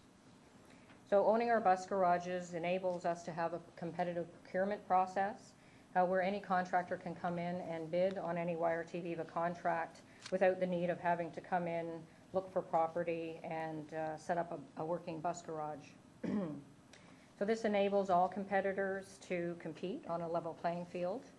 And it also allows us to set standards for the garages in which they're equipped and maintained. So we've been very successful in implementing our facility strategy. We've commissioned 4 garages since 2005. We have 2 garages now located in the town of Newmarket, where we operate our North Division from our conventional services. And later on this year, we will be relocating some Viva buses up into that garage to operate the Viva Yellow service that will begin on Davis Drive. We have 1 garage in the city of Vaughan that operates our Southwest Division, and most recently we opened a new Viva operations, maintenance, and storage facility in the town of Richmond Hill. And that garage was commissioned in March of this year, and Viva service began operating from this facility as of June the 28th of 2015. We currently lease a southeast bus garage from our operating contractor, Miller Transit, and this facility provides for outdoor storage, which makes winter operations challenging, and we're also now at max capacity. So YRT Viva and our property services staff are actively looking for suitable land to construct a building for our Southeast Division. So since amalgamation, YRT Viva has grown from 7 million to an anticipated 22.7 million revenue rides, which we have forecasted for the end of 2015. So we've grown quite a bit. And if we're able to implement the services that we've planned during the next 5 years, we're hoping that we can actually hit the 30 million mark by 2020. And we've also, through council, have set a target for revenue cost ratio of 45%, which again we hope to hit by 2020. Our Mobility Plus ridership has more than doubled since amalgamation, and we expect it to continue to grow as our population ages. Expected ridership growth for this year is estimated at approximately 5%, or 374,000 passenger trips. We have implemented some new software, scheduling software. It's called Route Match, and this has allowed staff to schedule more trips for customers utilizing the same number of vehicles and within the same budget dollars. So on-time performance, this is our primary indicator of the quality of our YRT Viva service, and it also is a measurement of our contractor success. Through the use of technology, we're able to monitor and report on our services on-time performance, and our contractors continue to meet or exceed the set targets. So we work very closely with our operating contractors to ensure that all performance measures are met. Our contractors continue to deliver high standards and have been proven to be good partners to the region in providing transit services. Our measurements used, other measurements used are bus in-service reliability and missed trips, but all this contributes to the service's on-time performance. And as you can see on this chart here, we have slowly improved the service over the last few years, and we are now meeting or exceeding our on-time performance measurement. So in addition to primary performance measures, Staff also evaluate the cost effectiveness of our routes by the net cost per passenger. So the net cost per passenger is a performance indicator that's identifying the regional subsidy per route, per trip, per passenger on each individual route. And in 2010, YRT Viva operated 22 routes that fell into a 3 and 4 times the average fare category at a daily operating cost of $23,000 a day. But during the transit's realignment phase, which is what we're in now, and I'll explain that a little bit later, the staff has worked towards making our transit system more efficient. So as of February 2015, the number of routes subsidized by 3 and 4 times the average fare has decreased to 16 routes at a daily operating cost of $13,600 per day. And these two slides are during the rush hour periods. So this is during the non-rush hour. In 2010, we operated 51 routes that operated in the 3 and 4 times the average fare category at an approximate cost of $87,000 per day. And as of 2015, that number of routes dropped to 33 at a daily operating cost of $26,000 per day. So the dollars that we've saved, we have reinvested into the transit service. Increasing service levels were needed to manage service delays caused by construction, specifically due to Rapidway construction and Spadina subway construction. We continue to look for efficiencies in our system, in our transit system, to pay for needed service frequency improvements on base routes, to implement new services, and to continue to mitigate the impact of construction. We are getting limited now on the efficiencies that are left in the system, but through innovation and the use of technology, YRT Viva is implementing a number of delivery options, and we're looking and implementing some revenue-generating initiatives as well.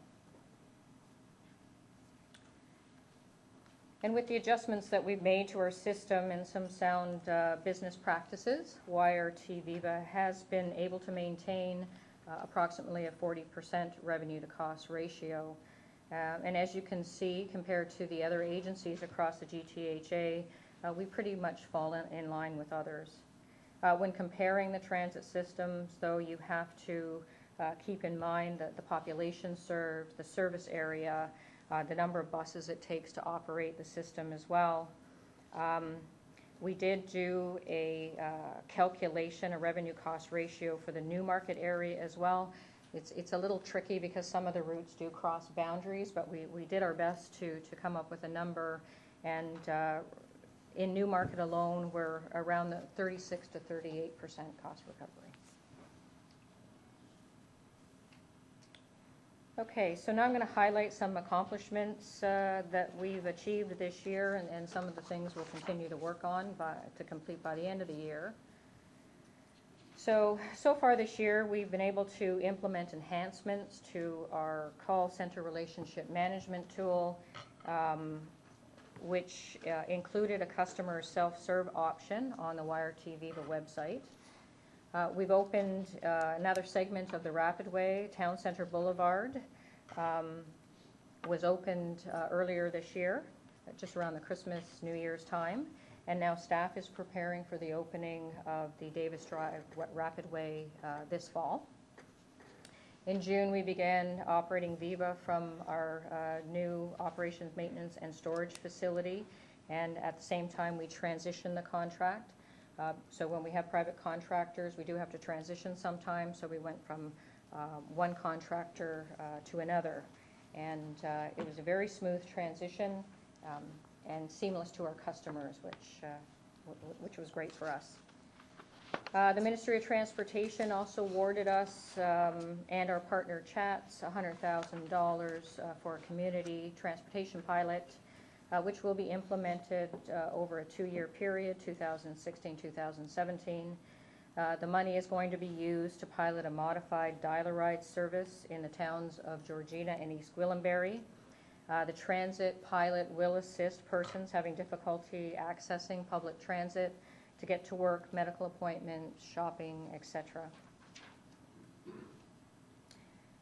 We provided additional transit services to support the Pan Am and Para-Pan Am Games on behalf of the Ministry of Transportation and working with our other partners in the GTHA. We were able to set up a call-in call center for spectators from across the GTHA, requiring accessible transit services to and from the 2015 games. The Minister of Transportation took some time to come and visit the call center to see how it would operate, because it's the first time we've actually integrated all paratransit services through one call center, and he spent some time with our staff. So staff continues to implement new technology to improve the customer experience. A mobility-friendly microsite, it's called Talk to YRT, was launched. And this is an interactive knowledge base that allows customers to submit questions through their computer, through their tablets or mobile devices.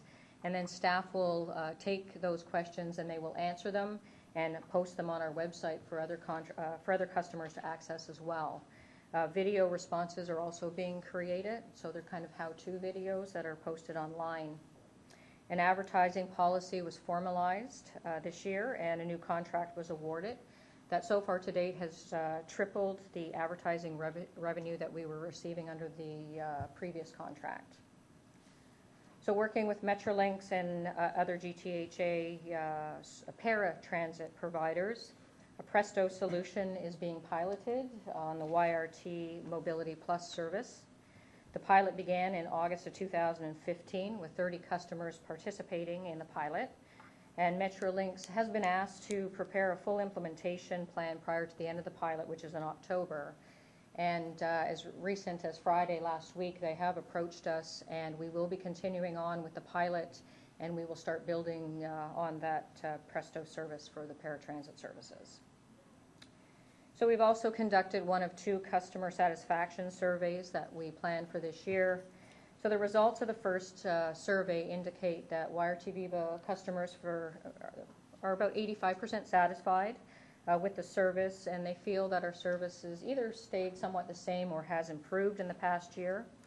What is most important to our customers right now is frequency of service, reliability, the service coverage, and information and availability of information pertaining to transit, specifically schedules. We've reached quite a milestone this year with our Viva service. So as of September, Viva, it's its 10th anniversary. The first segment of Viva's Quick Start began in September of 2005, and all phases were launched by January 2006. Now we're in the Viva Next phase. And we have opened new segments pretty much one every year since 2013.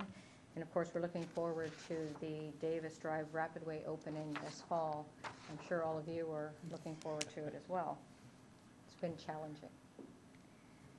So in June of 2015, our YRT Viva Mobility Plus staff, they were recognized by CUDA's Innovation Award for our Family of Services program. The Family of Services provides persons with disabilities more independent and spontaneous travel. The program empowers customers to be inclusive by removing barriers and allowing them to access all YRT Viva services.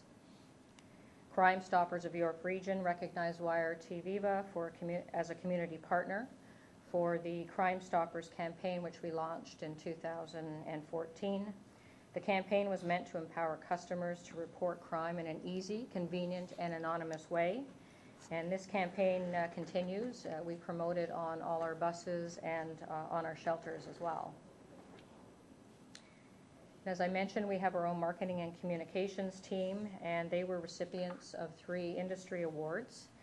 Recently, the CUDA Innovation Award for the 2014 York Region Man, and it's a safety campaign. And we also received 2 awards from the International Association of Business Communicators, again for the York Region Man Safety Campaign and the Me Time campaign. So that's just at a high level, that's sort of where we are today. Now I'm going to get into a little bit of information about our next 5-year strategic plan and annual service plan. So this illustration has been with us for a while, and it represents YRT Viva's journey over a 30-year period. So we are currently just finishing up our realignment phase. This is the last year. So for the past 4 years, staff has been restructuring routes to create point-to-point destinations. We've been working at gridding our network, matching service level to meet customer demands, and improving upon our service reliability. So the next phase reflects where the YRT Viva service is heading. The 2016 and 2020 service plan represents now a GTA rapid transit integration phase. So these plans are being put in place to enhance our transit service over the next 5 years with the Viva network expansion plan. We have the opening of the Spadina subway, GO Transit's all-day and regional express rail service, and a new initiative that we branded in YRT Viva, or in Transportation Services, as a frequent transit network. And this frequent transit network will enhance conventional service levels along the highest ridership routes within the region and will support the rapid transit initiatives. The strategic direction of this phase will focus on improving productivity, system expansion, and integrating our services with inter-regional transit networks. The annual service plans that will be put in place each year put into action the direction represented within the strategic plan. So I'm just going to talk about our service plan process.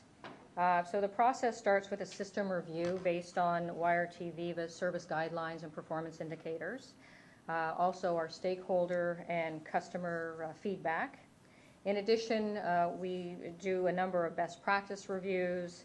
Staff looks at service hours and population growth to determine the number of service hours that we'll need to meet demand of the growing population and to support the interregional transit services.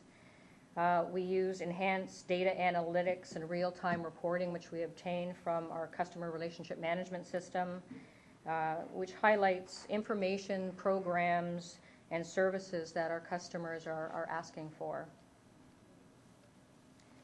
So from information obtained by staff, we draft the initiatives for the annual service plans, and through a multifaceted stakeholder and public consultation phase, the draft initiatives are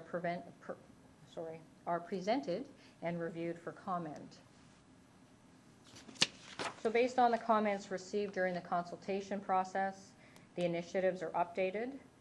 Feedback received through that consultation process are included in the 2016 annual plan, which I'm not sure if we brought copies, but you'll certainly get them once they get approval through Regional Council in the up and coming weeks. So once the initiatives are updated, the draft service plan is developed and reviewed by staff. The plans are then presented to committee and approved by council. Prior to implementation, staff presents the plan to each of the local municipal councils, and they are made available to all our stakeholders and are posted on yrt.ca. And then pending budget approval, our initiatives are then implemented the year in which they were intended to be implemented. So service plan initiatives are communicated in many ways. So for some examples, we hosted 9 public information centers and 4 stakeholder information sessions. YRT Viva staff, we meet with local municipal representatives from all 9 municipalities. Council memos are issued 5 times a year that highlight the service changes by municipality. Detailed communication plans are developed by our YRT Viva marketing staff, and we get that information out to customers and hoping that they understand the service changes before they actually take effect. Community events give our staff the opportunity to raise transit awareness for both riders and non-riders of the transit system, And our staff attends anywhere from 200 to 250 events per year.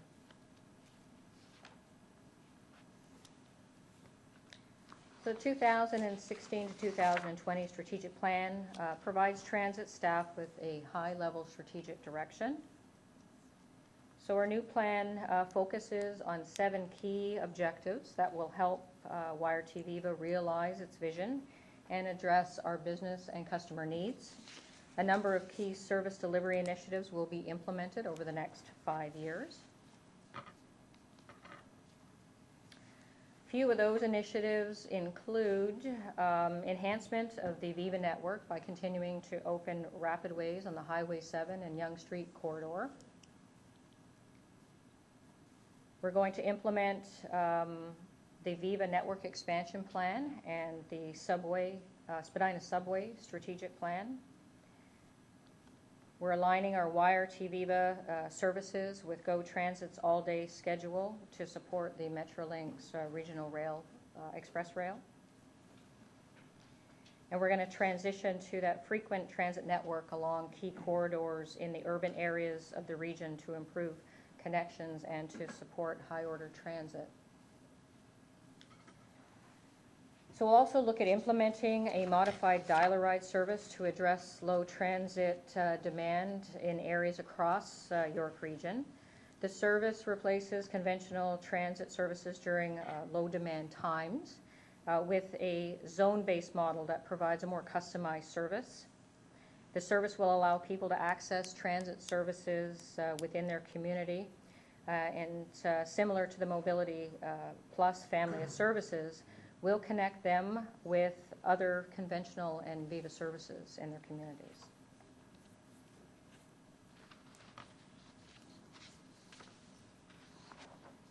So I'm just going to talk a little bit about the 2016 annual plan.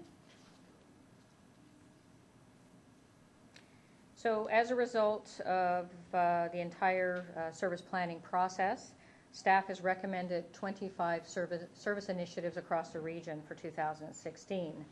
So the plan addresses service reliability and the quality of our service. New services are identified and some existing routes will be restructured to improve the route productivity and to respond to customer needs. We will continue to manage delays caused by construction throughout the region. So I won't name off everything on this list, but in addition to the service initiatives, we do have a number of projects that staff will be working on in 2016, and all these initiatives support the 7 objectives of the strategic plan. And if you have any questions about these initiatives, so we'd be happy to answer those questions at the end of the presentation. So. Now we're getting to some of the specific new market service initiatives. Now keep in mind there are others, but they're relatively minor. These are sort of the 3 top initiatives for 2016, not including the Viva Yellow. So I think as you're all aware, the Viva Yellow will be launched this year. I know you've all been waiting for it anxiously. So in 2016, on top of that, we do have 3 other main initiatives. So the first is really basically what it is a rescheduling of routes servicing the Newmarket bus terminal. So staff is referring to this change as the Pulse Service Strategy. And what this change will do is coordinate all base, local, and rapid transit route schedules to operate on common frequencies to improve transfer connections for all customers at one key location, which again is the Newmarket bus terminal. So we're looking at weekday frequency adjustments to be they'll be the 30 to 35 minute time frame, but the schedules right now are just in a test phase, so we're just trying out what the frequencies will be. That doesn't include Viva. Viva will operate at a 15-minute frequency during rush hours. Weekday, non-rush hours, 60-minute frequency is what the routes will be. Again, it'll exclude some routes. The 22A, which is the service from Newmarket down to York University, is needed more frequently, obviously than 60 minutes, so that's going to run more frequently, and it excludes Viva as well. Sundays, Saturday, Sundays, and holidays, again, will be 60-minute frequency, again, excluding certain routes like Viva, the Yonge Street line, and the other Davis Drive service as well. So the second initiative, so this is building on the existing dial-a-ride service that we currently offer. We're referring now, it'll still be a dial-a-ride service, but it's more of a zone-based model, and this will operate across the entire town of Newmarket during low-demand times. The service, like I mentioned, will replace some conventional services, not Viva, during low-demand times with smaller accessible vehicles. So there will be a service available. They'll just be smaller vehicles, and they won't be situated on fixed routes. They'll be able to go anywhere within that zoned area. So customers will be able to book trips. They can book them in advance, or they can book them on demand. We'll have a special 188 number set up. People can board the service at a bus stop that's closely located to where they are, and they can take that service to a point within the zone, or we can connect them with either the conventional or Viva Transit if they want to go further outside of the Newmarket area. We're also going to be working on developing an app as well, where customers will be able to request their trips using an app. So they won't necessarily have to call a call center or contractor. They'll be able to book it online. A lot of logistics to be identified, and we do have to build the app still. But there's a lot of apps already out in the market that are being used. I'll throw it out there, but Uber is one of them, but we can actually build on their technology. It's already existing, so we can look at that technology as well. The other is a new service, actually. So when we did some of the restructuring of schedules, there was some operational savings, which we've been able to reinvest into Newmarket. And we're going to implement a new Business Express service that's going to operate from Newmarket, either from the bus terminal of the 404 parking lot to the Beaver Creek Business Park in the town of Richmond Hill.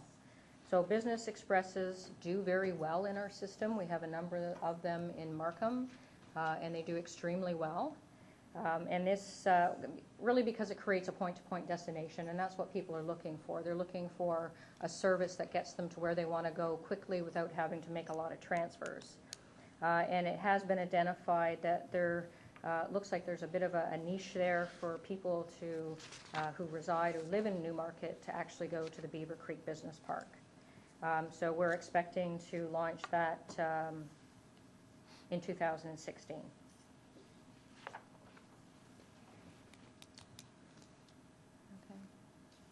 So those are just the maps, Phase 1 and Phase 2. So really Phase 1, we may look at a little bit of alternate routing. So these routings aren't really etched in stone yet.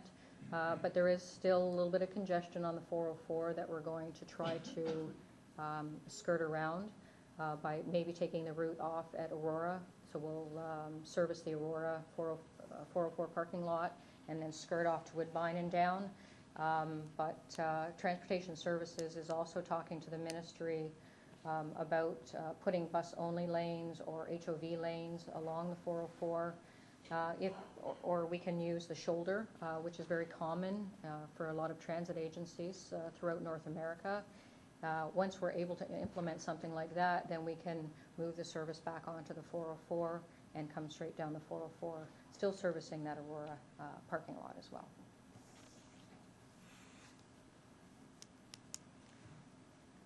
Okay, so once we get the endorsement from Council on our strategy and our annual service plan and the 2016 budget gets approved, YRT Viva staff will be in contact with all local municipalities looking for the opportunity to present the approved 2016 annual plan recommendations and introduce our strategic plan. We will be creating a marketing strategy that will allow us to communicate the service changes to our customers and residents. The majority of service changes we always try to do complete by June of each year. And then staff will start all over again, and we'll start putting together the 2017 annual service plan, which will report to committee in September of next year. The lovely Davis Drive, there it is. I think you've all seen that, and looking forward to it, to all those construction pylons going away. But we are looking to implement, I believe our target date right now is November 29th to kick off service. And here, I know this isn't Davis Drive, but it's something to look forward to. They are beautiful once they're completed. We are putting, so basically it's a rapid transit office that is the Capital Delivery Group. And then once the project is complete, they hand it over to YRT-Viva and we'll begin operating the service. We are preparing now, sort of all hands on deck in preparation for the launch or the opening of the Rapidway on Davis Drive. So we are putting a staffing plan together. So the very first day, or probably it'll be for the first 2 to 3 weeks, we will have our customer service staff on site. We will have enforcement and security. We will have operations staff. We will have off-duty police officers as well out there. We want to make sure that when it's launched well. And I know it's a little bit of a different scenario for people driving in Newmarket on Davis Drive. So we'll be out there to help everybody out, the pedestrians, the car operators, and whoever else needs help. So, okay. Thank you. That's great news. November 29th. 'Cause I had in mind December 35th. But November 29th is great news, so that's good. That's the date we're targeting. Good. That's good news. Any questions, Councillor Hampton? Thank you for the presentation. It's great to have you here and give us this explanation of what's happening and what's coming and how Viva YRT work. My family and I, my wife and my son, were regular transit riders, and one thing I notice in our community, and we obviously live in Newmarket, and we often have to drive down to the Aurora station because it's really a transit hub where you are able to take the bus if you're going on non-peak hours and for the train service, because that doesn't run all day. So we often find ourselves taking the bus down and the train back, which we're coming back to one central location. And Newmarket really lacks that. And I hear from a lot of riders and people who are using transit in Newmarket that it's very difficult. And there's that real disconnection where we don't have that transit hub, which would be really beneficial to our community, one-stop kind of transit stop. So I'm wondering, through you, Mr. Mayor, what kind of consideration has the region given to Newmarket actually having a one-stop transit shop kind of thing and creating that central location? Now, Anne-Marie, before you respond to that, I'm just wondering if Mr. Shelton can help us, because there is a plan for a hub study, and I don't know how far that's gone forward, and that would be GO Transit, Metrolinx, Viva Next, and the municipality. Do we know where that stands, Bob? Thank you, Mr. Mayor. I will ask the Commissioner to jump in here as well. That is in the 2016 budget proposal, and the discussions with Metrolinx that go back about a year and a half ago now look to start that at the earliest towards the end of this year, the beginning of next. So I think we're still roughly in that time frame, but I'll ask the Commissioner to comment, and that would involve not only the agencies involved in transportation, transit, but also the property owners in that area. So I'll turn it over to Pete. Just to clarify, that's focused on the tannery area initially. Is that not correct? That is correct. Okay. Mr. Nohammer. Yes, through Mr. Mayor, thank you. Just to further some of the information that you've heard from the Chief Administrator Officer, it is focused on Newmarket GO Rail Station. And as part of the Regional Express Rail, Metrolinx is undertaking a number of studies, including environmental assessments of the lines itself, of new stations, This would be one of those studies that would be looking at an existing station, and as part of the scope of that study, it would be looking at development opportunities at the station, as well as any service integration at the station itself. So there's more to come later this year as those studies get underway, but that is an example of an existing station where Metrolinx is focused on trying to improve the service and the surroundings at that station. Okay, thank you. Anne-Marie, would you like to add to that? Or? Yeah, so the Metrolinx Mobility Hub strategy, it sort of identifies two locations, the existing Newmarket terminal and then the GO station, the tannery. I'm not sure at this point where the whole tannery development is going to be. So for us right now, we're focusing on the Newmarket terminal. Right now that is really the transit hub within Newmarket currently. So that's why we've sort of restructured all of the services to use that as a main hub. That doesn't mean that we can't change if the mobility hub then gets developed at the tannery. So. And ever since I discovered there's a seniors discount on GO Transit, I hate driving down to the city, but I do find that you can take the bus over to the East Gwillimbury station as well, because I know that parking is a challenge in Aurora as well. Any further questions, Tom? Sure, for sure, yeah. I just think it would be really beneficial to our community instead of having to jump. And, we're trying to get people off the road, and I saw one of our workshops later on is going to be about having a bicycle lane put through our community so people can really get around. And if we really had one central location in our community that would be walkable, would be cyclable to that location, I think would be really beneficial to our community. And I'm hoping that we're going to see that transit hub as other surrounding municipalities have. And I'm sure the region is going to be a significant partner. I had some questions in regards to the cost recovery. I think you had mentioned currently, based on ridership revenue, the cost recovery for YRT Viva is 40%, or? Right. Correct, okay. Now, the garages that, the majority of the garages and service areas that we have are owned by, we were actually on a bit of a workshop downtown, and we toured the downtown Toronto, and on the way back we came through this incredible, we did a drive around one of the garages, pretty amazing facility. That would be, majority of those are owned by the region? The garages, yes? Yeah, they're all owned by us now except for one. Okay. And so then on the bus side, the capital side on the buses, the region owns the buses, is that correct? Yes. And we own the conventional and the Viva buses, yes. So those equal probably around, is that around the 500 mark, is that what you said? Because some were contracted vehicles as well? Is that strictly for the Mobility Plus vehicles? We own about 520 conventional Viva buses combined. And then there's smaller vehicles that we use to operate mobility, but those are owned by the private contractors. Okay. And the drivers for those conventional buses are contracted out? Correct. And the maintenance of the vehicles inside of our garages are also contracted out? Yes, it's the same contractor that operates the service that maintains our buses. Okay. Just to add to that, though, we do have capital refurbishment programs on our vehicles, and it's all coordinated through the operating contractors, but those are paid for through the region. Okay, thank you. And my last question. We have these new, really modern and urban new bus stations along Davis Drive and coming along Yonge Street. There's some pretty high-end finishes with curved glass and so on and so forth. And I was wondering in the future, who's going to be responsible for the repair and the maintenance of this? Is it going to be costs covered by the region or by the...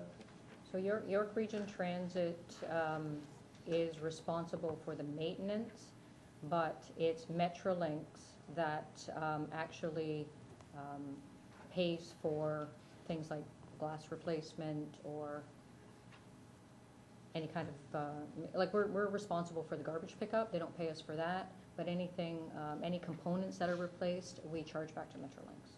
And that's the province? Yes. Thank you very much. That's great. Okay, thank you. Regional Councillor? Thanks. In fact, isn't it, just as a point of interest more than anything, but isn't Metrolinx actually retain ownership of the right-of-ways? Correct. Yeah, so the lanes are, Is it the right of way? are the, It's well, not- The region continues to own the right-of-way, but Metrolinx Links owns owns the asset that's been built within our right-of-way. well, oh, okay, Yeah. It's a little bit unclear, but yes, they own right, Yeah. the finish. okay. The islands and the canyons. I just two areas of questions. The first one's around the net cost per passenger slides, and you demonstrated some significant rationalization or some improvements in terms of trying to change or eliminate some of the very, very costly routes that we've had and how you've reduced some of those costs. But when you look at it, there's still a number of routes that are very, very costly. One could look at it and say, well, why don't we just set a policy that says, anything beyond 3 times for a fare, we just simply won't do. Or the other way of saying is, why are we running routes that have, 4, 8 times or 10 times? So I was wondering if you could speak to that a bit, because I think it obviously has to do with, it's not just a straight cutoff point. You've got to think about maybe one's very high cost now, but is in an area of high growth and we're projecting higher growth, or perhaps it's about connectivity and route. So could you talk about why we do still operate some of those quite costly routes? Really a lot of it went back to direction that was given to us last year, not to cancel any routes. I know when we were going through the region's budget and we were looking for some reductions in the tax levy, that one of the options is to look at some of these more expensive routes and perhaps discontinue them. It was decided that, we didn't really want to leave anybody behind, right? We did, even if it was, half a dozen people, that, we didn't want to take away their ability to get to work or to get to their medical appointments or so on. But in response to that, that's why we're looking at alternative ways of delivering the service. So the zone type service, we're hoping is going to be part of the solution to those 3 and 4 times. So we will be able to reduce how many hours we operate using our conventional services with the big buses and replace it with a less expensive model and using smaller vehicles, right? Because we don't get as many complaints as we used to, but we get a few about empty buses and things like that. So that will address that issue as well. And it will also give people flexibility. The people's needs are changing. I mean, I've been with YRT since 2002, and I can see people's needs changing. And, there are areas that are within the region that, people just don't have easy access to public transit, nor do they have a vehicle to get out of the communities that they're in to do what they need to do. So we're hoping that this zone model will help reduce that 3 and 4 times list of routes that are still there, but still give people options to get where they need to go.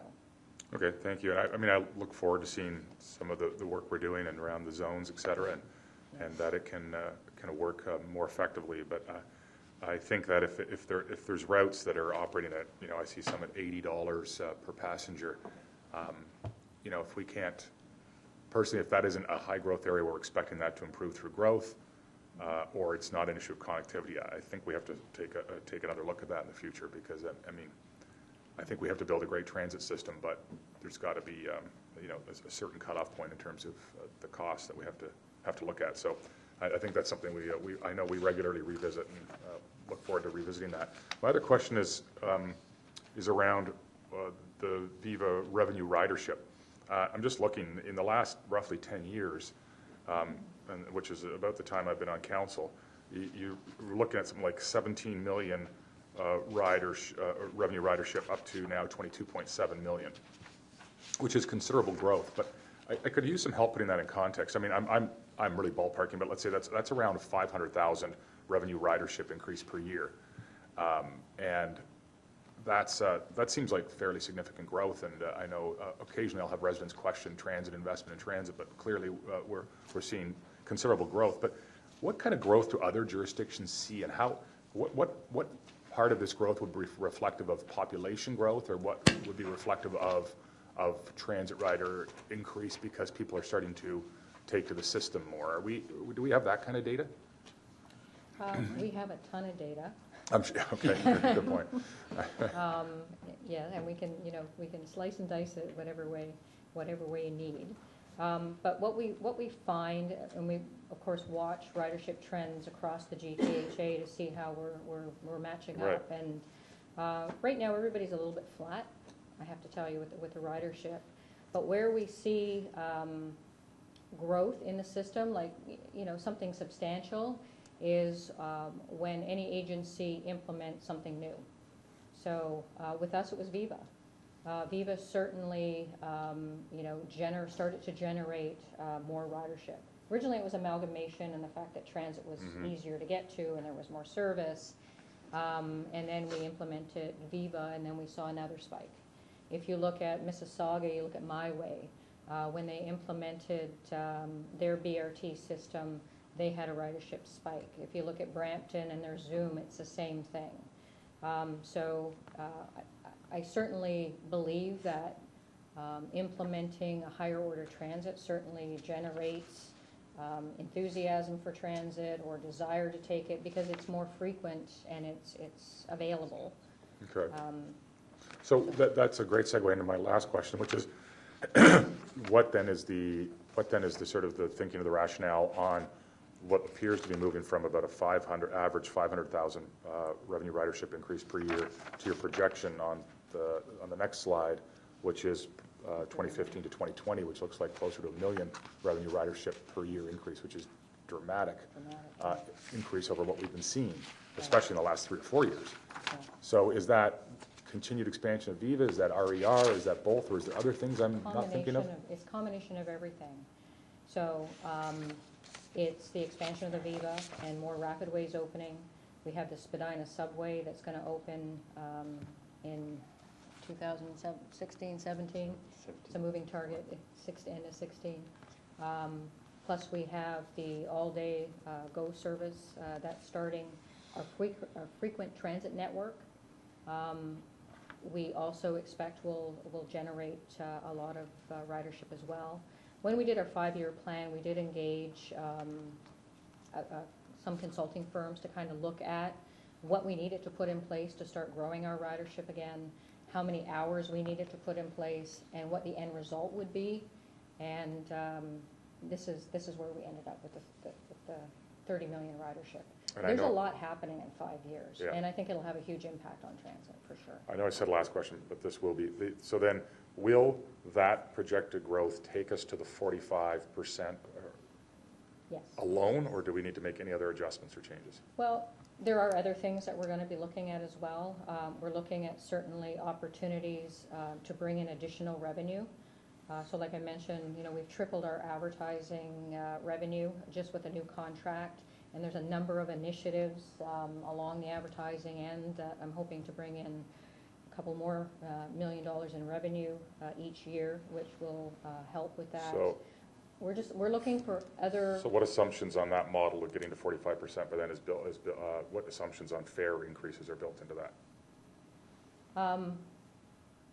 There really wasn't an assumption really based on fare increases. We're looking at alternative fares, right?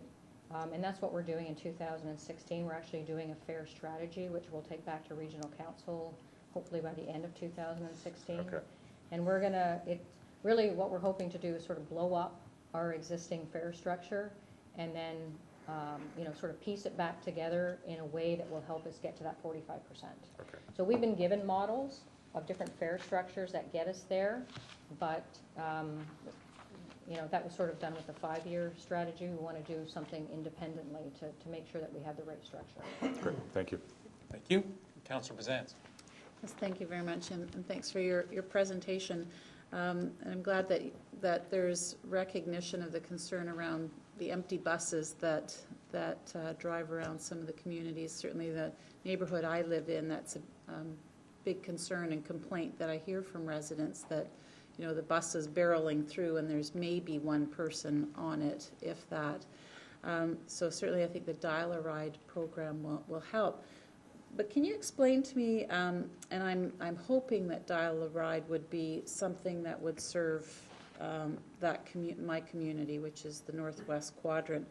But I'm just kind of also looking at your zone bus concept, because one of the other concerns that I hear, or reasons that people suggest that they aren't taking the public transit, is because in order to get from here to here, you have to do this and you get a whole tour, and so 2 hours later, you've lost all that time, so it's a disincentive to people. So is the idea that you'll do a combination of the zone but also Dial-A-Ride so that people could get where they need to be quicker, and we're not using a big bus to just transport one individual to get them somewhere quicker? Can you explain how that's going to work? Anne-Marie? Go ahead. For you. So the current Dial-A-Ride is basically, we took the big bus off and we put a minivan on that follows a fixed route, like you mentioned. We're looking at replacing that model, so there won't be a Dial-A-Ride vehicle that does this. What the zone service will do is we'll pick you up at point A and we'll take you to point B. So it'll be a direct service. So you could be going to the mall, you could be going to the bus station, we could be taking you to the first Viva station, whatever the closest point is to where you need to go. So it'll be a direct service using a small vehicle. Yeah. So it should be fast. Okay. And one other question then. So how will you prioritize or determine which of the areas will get the Dial-A-Ride? So basically we're looking at the northern municipalities. So we've been piloting a little bit in Aurora. We'll bring one to Newmarket. We have the community pilot in Georgina, East Gwillimbury, which we're hoping really will just change over into a zone type service. We'll also look at Whitchurch, Stouffville, and King as well. So anywhere where there's really low demand, we'll provide the needed rush hour service for the higher demand and then switch to the zone. So we're looking at all communities, right? We do have, where is it? Let me go back. Oh. So that's sort of our suggested schedule. So everything's going to happen quickly, right? So everybody will get the service pretty much all at the same time. So it'd be the full municipal, the entire Newmarket will go onto the zone bus. Right. But not all routes, right? Some routes have been... Some routes will continue to operate. Like I mentioned, the 22A, very popular route because it goes to York University. It will stay. Anything that has good ridership, basically our base routes will stay.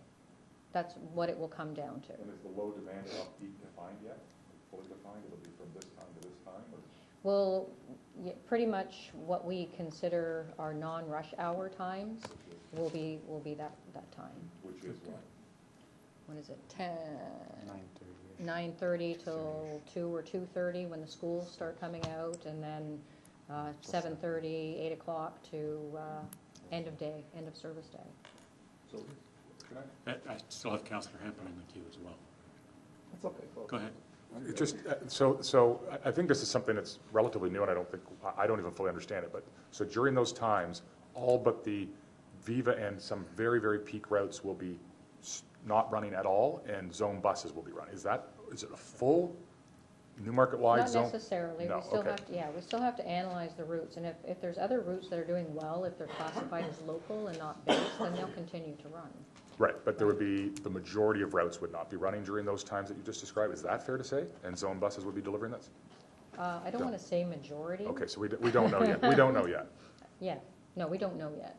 We're still working out some of the fine details behind it. So when it says 2016 implementation, We're that talking could be some halfway time in through. 2016. Yeah, we're right? talking Okay. about June. Okay. Yeah. Thank you. Councillor Bizanski, finished?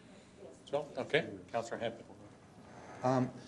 I had a question in regards to getting down to Union Station. So right now from Newmarket and EG, I believe comes through Newmarket and will go to the Newmarket station, then it'll go to the Aurora station, then it'll go to the 404 in Aurora on Wellington. Is there any, and frankly, coming from Newmarket at the GO station on Davis and coming all the way through Aurora, stopping at the one station, going to the highway, the 404 drop-off area, it takes a bit of time. It takes, I want to say I've been on the bus for half an hour at busy times, rush hour times. Has there been any consideration to have a line that would go from Newmarket directly down to Union? Or a bus that would go directly from Newmarket to Union? That would be more of an interregional service. That would be sort of treading on GO Transit's jurisdiction. Okay. So, I guess it is GO. Okay, thank you. In keeping with one of the concerns that we have, and I know that we're going to be doing a hub study, and that is around the parking at the Davis Drive or the Tannery station. And I know that there was a point in time where we used to have a GO bus route.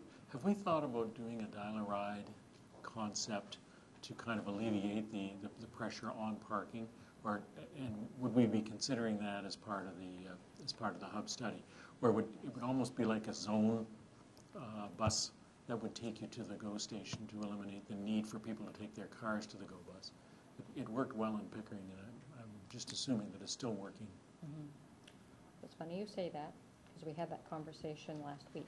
Oh, did you? Okay. Yes. So, yeah. So one of the things that we're going to be focusing in on is the GO stations. So we worked with Metrolinx in the past on their first mile, last mile strategy. That didn't really pan out so well. What we've been trying to figure out is how do we alleviate the car issue at the GO stations, and how do we get people to stop taking their car to the GO stations and take some form of transportation. It could be shared ride.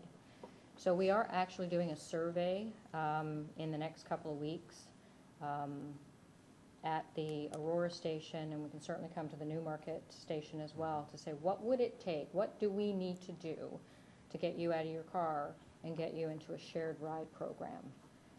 So I can probably give you a little bit more information in the months to come, but we're going to target those GO riders to see if we can get them out of their cars.